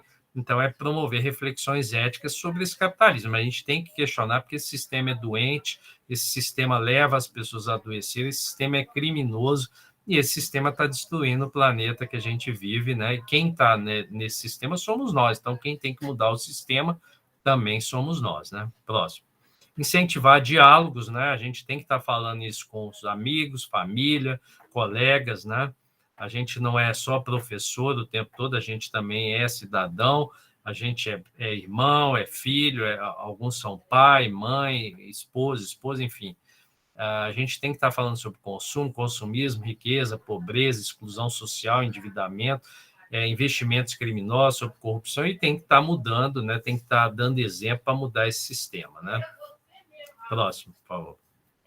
Questionar as tradições econômicas, né? Porque os paradigmas foram caindo da Idade Média para cá, Renascimento e por aí vai, Revolução Industrial, mas muitos ainda, a gente ainda vê um quadro daqueles que eram ricos continuam cada vez mais ricos e aqueles que eram oprimidos continuam cada vez mais miseráveis, né? Quer dizer, o povo está sempre tendo que correr atrás dos direitos que a gente já conquistou, mas que aqueles que estão no poder sempre vão querer tirar, né? Empobrecendo a massa. É um sistema cruel e desumano que a gente anda vendo aí na prática, né? Antigamente as pessoas ouviam falar, hoje elas estão vendo na porta de casa. Próximo.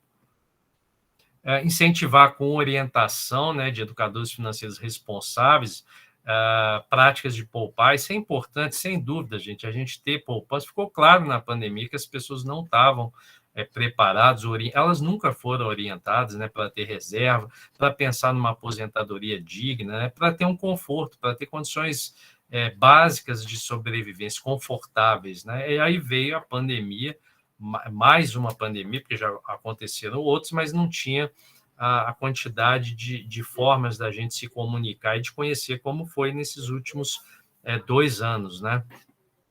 Próximo, por favor. E aí, educar financeiramente aqui no nosso pensamento, no nosso grupo, que muitos compartilham, é o quê? Ser solidário, né? Buscar compartilhar saberes, aquilo que a gente aprendeu e faz bem para a gente e reorientou a nossa vida, sobre o uso consciente do dinheiro, sobre ter um orçamento doméstico equilibrado, sobre saber o que é necessário para se viver com bem-estar e, sobretudo, equilibrar essas duas formas aí de ser e ter, né? Se eu deixar o ter me dominar, a gente já sabe muito bem o que vai acontecer comigo e com o planeta. Então, eu tenho que ter um equilíbrio, eu tenho que ter coisas, né, para sobrevivência, alimento, onde morar, se for necessário ter algum veículo para se deslocar, qual seja ele aí, que não agrida o ambiente ou agrida o mínimo possível, mas, sobretudo, eu tenho que ter autoconhecimento, eu tenho que saber quem eu sou, né? E as coisas não podem me descrever. Quem me descreve sou eu, né? Vamos lá, próximo, por favor.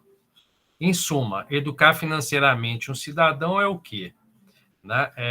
Promover a sua inclusão econômica, ele tem que ter acesso, a gente vive numa sociedade que tem economia, então a gente tem que ter uma inclusão, orientação, tem que ter uma inclusão social, política, tem que incentivar as pessoas a tomar decisões de forma crítica, e não é a propaganda, nem meu vizinho que vão me falar como que eu devo consumir, porque deu certo para ele, não quer dizer que vai dar certo para mim, e principalmente a gente buscar e consolidar o que no Brasil está muito longe, cada vez mais longe de acontecer, mas a gente não pode perder a esperança, que é de consolidar uma justiça social, e eu acho que a partir do ano que vem a gente vai ter mais uma oportunidade para votar direito e colocar esse país nos trilhos aí rumo à justiça social. Isso demora muitas décadas, não é do dia para a noite.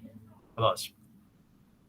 Então, é isso, essa mensagem que eu queria deixar para vocês. Eu quero agradecer, primeiro, né, não está escrito aí no slide, mas eu quero agradecer ao pessoal da Semana da Matemática, né, a Pró-Reitoria de Extensão e de Pesquisa, que tem ajudado a gente a fazer muita pesquisa, a publicar, a divulgar, dar minicurso online, daqui a pouco presencial, já começamos a fazer algumas ações presenciais, né, com segurança, com afastamento das pessoas, né, sem aglomeração, com máscara.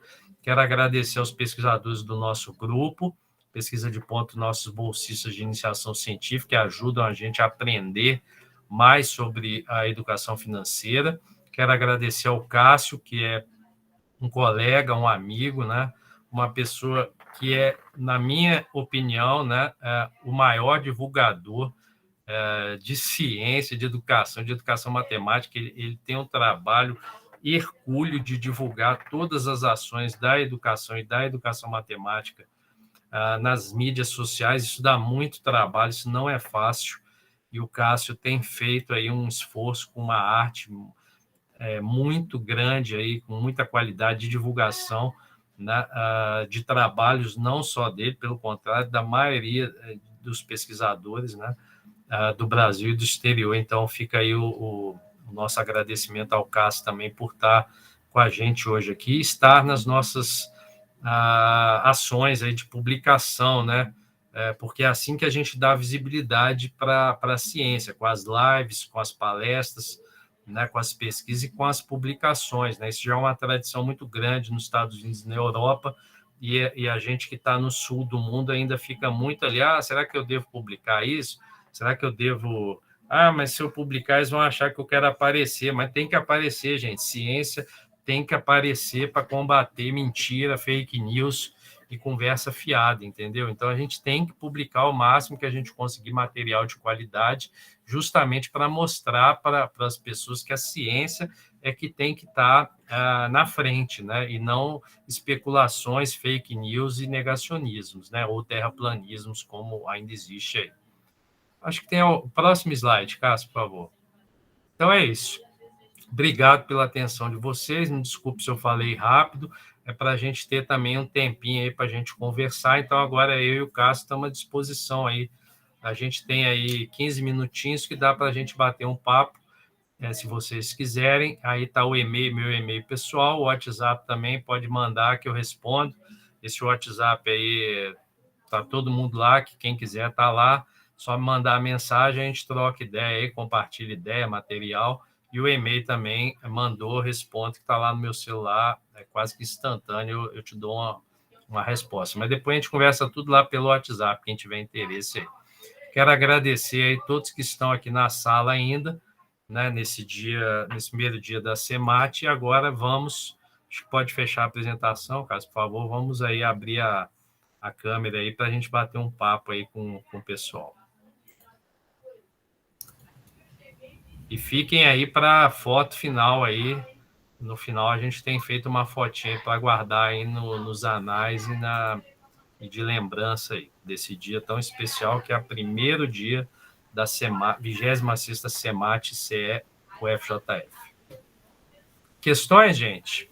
Alguém quer fazer algum questionamento, desabafo, pergunta para o Cássio, ou para mim, ou para os dois?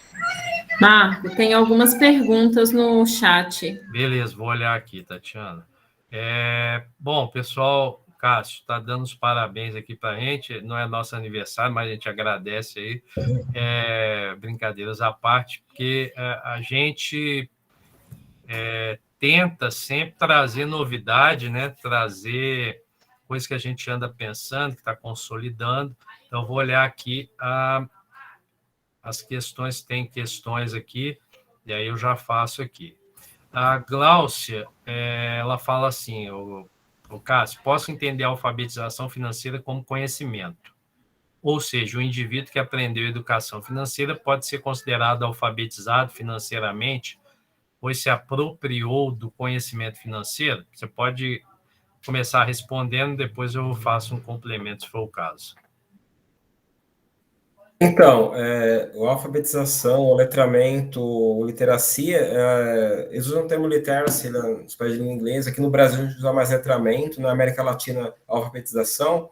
No Brasil, alfabetização e letramento são vistos geralmente como coisas diferentes. Se você pegar Tufone, Angela Kleiman, Magda Soares, é um pouco diferente, mas o letramento, de modo geral, ele te permite comunicar, entender, interpretar, mas o letramento não é uma coisa estática. Você fala, eu atingi esse nível de letramento. Num dado momento, você age, você interage, você se comunica num nível de letramento. No outro momento, você pode se comunicar num nível de letramento menor, menos, apresentando menor desenvolvimento. Então, não é uma coisa estática, e esses níveis de letramento eles estão imbricados, segundo os pesquisadores da área, né?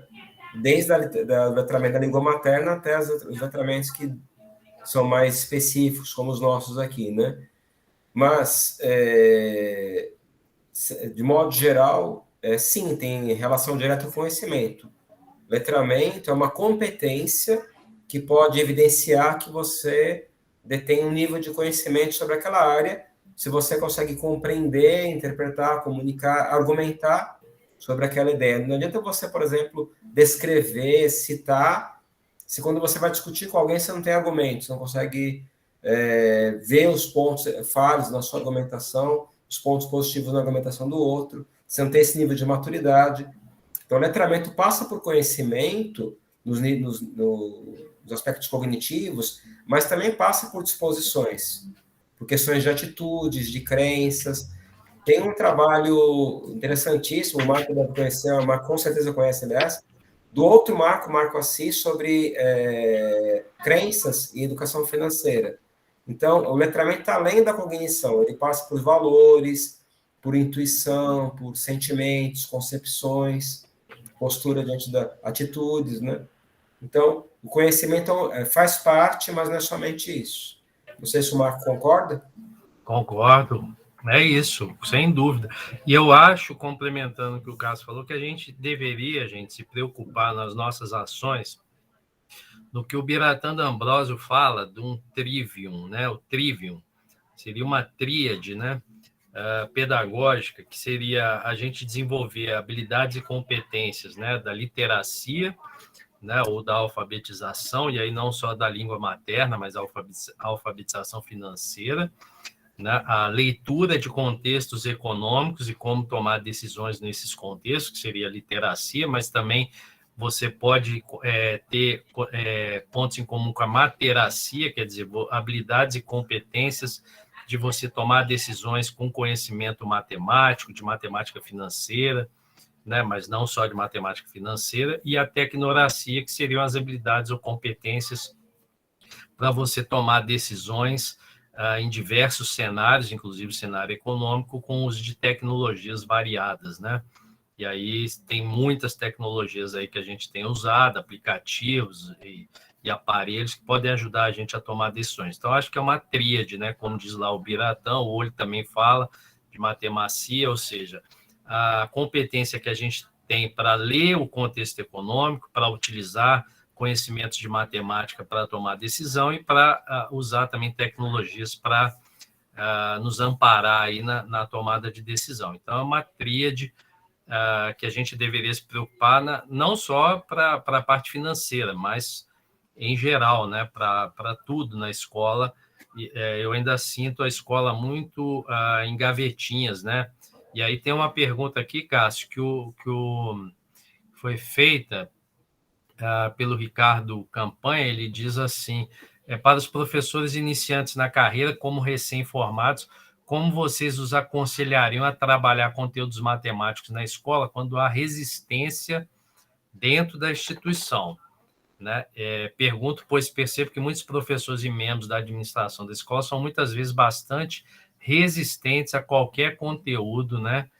Diferente, pelo que eu entendi aqui, que possa ser sugerido, por exemplo, trabalhar a educação estatística ou a educação financeira de forma, por exemplo, interdisciplinar. O que você acha? Começo? Pode começar. Então, eu penso assim, a resistência é uma coisa boa, porque significa que você está fazendo alguma diferença, você está fazendo alguma coisa na escola. Né? Muitas vezes, a indiferença, ela é pior, quando você é uma figura nula. Para muitos gestores, muitos diretores, o professor que encosta a porta da sala de aula e os pais não vêm reclamar das aulas daquele professor é o professor ideal, o que não dá trabalho. A gente tem que dar trabalho, tem que perturbar, tem que ser um pouco insubordinado, e isso sempre vai incomodar as pessoas. Eu indiquei esses dias uma série, o Marco também já indicou, Meli, não sei se a pronúncia é essa, é uma série catalã que mostra um professor de filosofia que transformou a escola. Tem uma série dinamarquesa chamada Rita, que eu acho muito boa, né? E são professores que incomodam. Então, quando alguém fala que está incomodando, eu estou incomodando por quê? Será que, se você está agindo de acordo com seus princípios, está embasado em conhecimentos científicos, continue incomodando. E eu lembro que em São Paulo tinha uma lei de 97 que proibia o uso do celular. E eu sempre usei, sempre deixei os alunos usarem. E aí, agora eu tive o prazer de trabalhar com a Rebeca Meirelles, ela está na direção da minha escola, minha diretora agora, ela também frente da Cireda. Eu apresentei um trabalho na DE mostrando os alunos trabalhando com o celular. E ao invés de ela me chamar a atenção, eu falava, não, você não pode. Não, é isso mesmo, tem que falar isso mesmo, é por aí. E agora, na pandemia, a gente está pedindo, pelo amor de Deus, para os alunos usarem o celular. A mesma coisa vale para pesquisa. Quando eu fazia pesquisa de opinião, eu faço pesquisa assim com os meus alunos em estatística desde 2000, mais ou menos, várias pessoas falam, não, você não pode, vai expor o aluno isso. Agora está na BNCC. Então, tem gente que só sabe dizer amém. Então, você fala algo um pouquinho diferente, discorda. Então, a gente tem que continuar incomodando se a gente tem fundamentação para o nosso trabalho. A gente tem também que argumentar, tentar convencer, tentar trazer a gestão, os colegas para o seu lado, não ficar só dando murro em ponta de faca, né? Não vai fazer um campo de batalha à escola. Mas, em dado momento, segue em frente, e se alguém falar, justifica o que você faz, você vai buscar justificativa em trabalhos científicos. Então, eu trabalho com educação financeira há menos tempo, mas trabalho já há um bom tempo, e eu pego argumentos de vários grupos, inclusive o grupo de fora, que é um grupo produz muita coisa, e falo, olha, a justificativa que eu estou fazendo está aqui. Agora, por exemplo, está lá nos TCTs, educação financeira, educação fiscal, trabalho. Alguém fala, você pode trabalhar isso aqui na sala de aula? Posso, eu devo, eu vou trabalhar. Aí, se você achar que eu estou errado, vai na Secretaria de Educação, vai no MEC, mas prova que eu estou errado. Se não provar, vou continuar trabalhando. Acho que é por aí. Maravilha. Não, é isso. Eu assino embaixo, é exatamente isso. Eu digo o seguinte, onde não tem atrito, não tem ser humano, entendeu?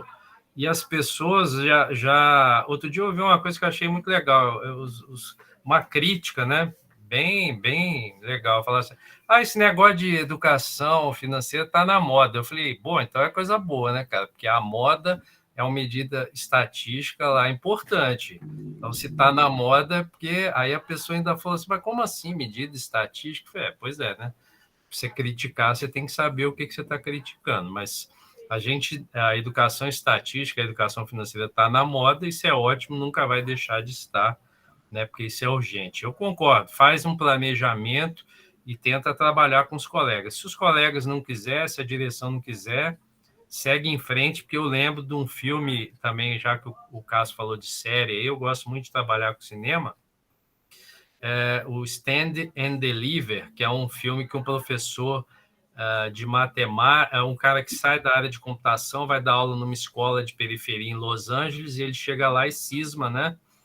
Que vai ensinar cálculo 1 para os alunos, e eles não sabem nem somar fração, né? Porque são alunos que estão lá em Los Angeles, mexicanos, muitos não falam a língua, né? O inglês americano, eles estão lá na escola completamente abandonados, e esse professor chega, esse filme é da década de 80, 85, por aí, né? O Preço do Desafio, ele chega lá e depois essa escola, Garfield, vira referência americana, né? Porque esse cara consegue implantar uma metodologia de aprendizagem de cálculo e eles passam a ganhar medalhas lá nos exames nacionais, né? Alunos que até então eram considerados semi-analfabetos, né?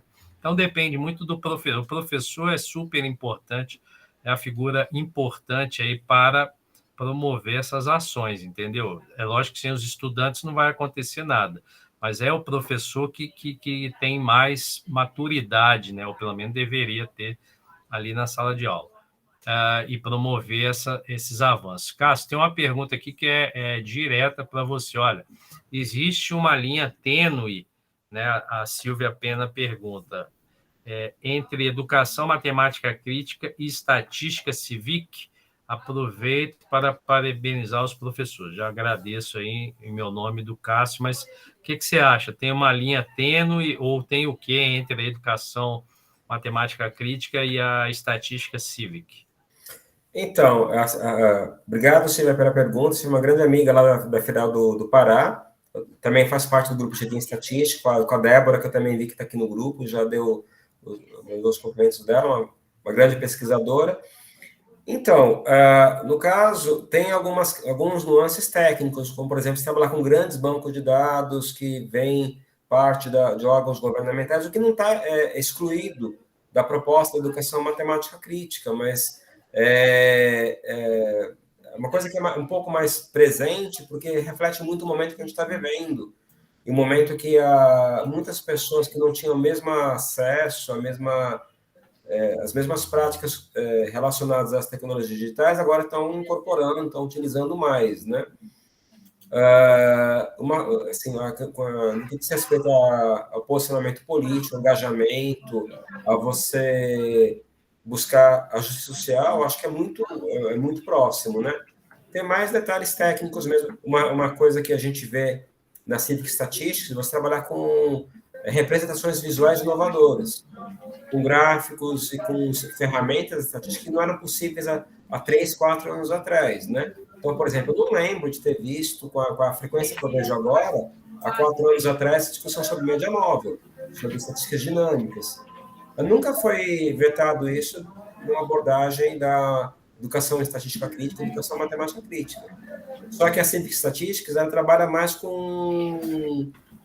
eu acho que assim, está mais ligado a esse momento pandêmico, pós-pandêmico. Então, algumas coisas das estatísticas ficam mais realçadas do que outras. Mas, como eu coloquei no início, a subordinação criativa, a etnomatemática, a matemática humanista, a educação estatística e matemática financeira crítica e a CIVIC, elas estão muito próximas. Perfeito, maravilha. Bom, para a gente fechar, quero te agradecer, Cássio. Foi ótimo, cara, bater essa bola contigo aí. Eu sempre fui na peladinha camisa 9, cara. Hoje você foi o 10 aí. Passei a bola para você, você passou a bola para mim, fez uns gols aí. Maravilha, cara. Foi top demais. Já realizei mais um sonho, que era fazer aí um mini curso com você aí futuramente aí para outros eventos aí, virtuais ou não, né? No futuro, eu espero estar junto aí contigo aí para a gente fazer junto aí a educação matemática andar para frente aí. Gosto muito, cara, da sua forma de agir aí como ser humano, pesquisador, professor, cara, é roqueiro, isso aí, cara, admiro demais aí você, gostaria de deixar registrado. Vamos fazer a fotinha aí, pessoal.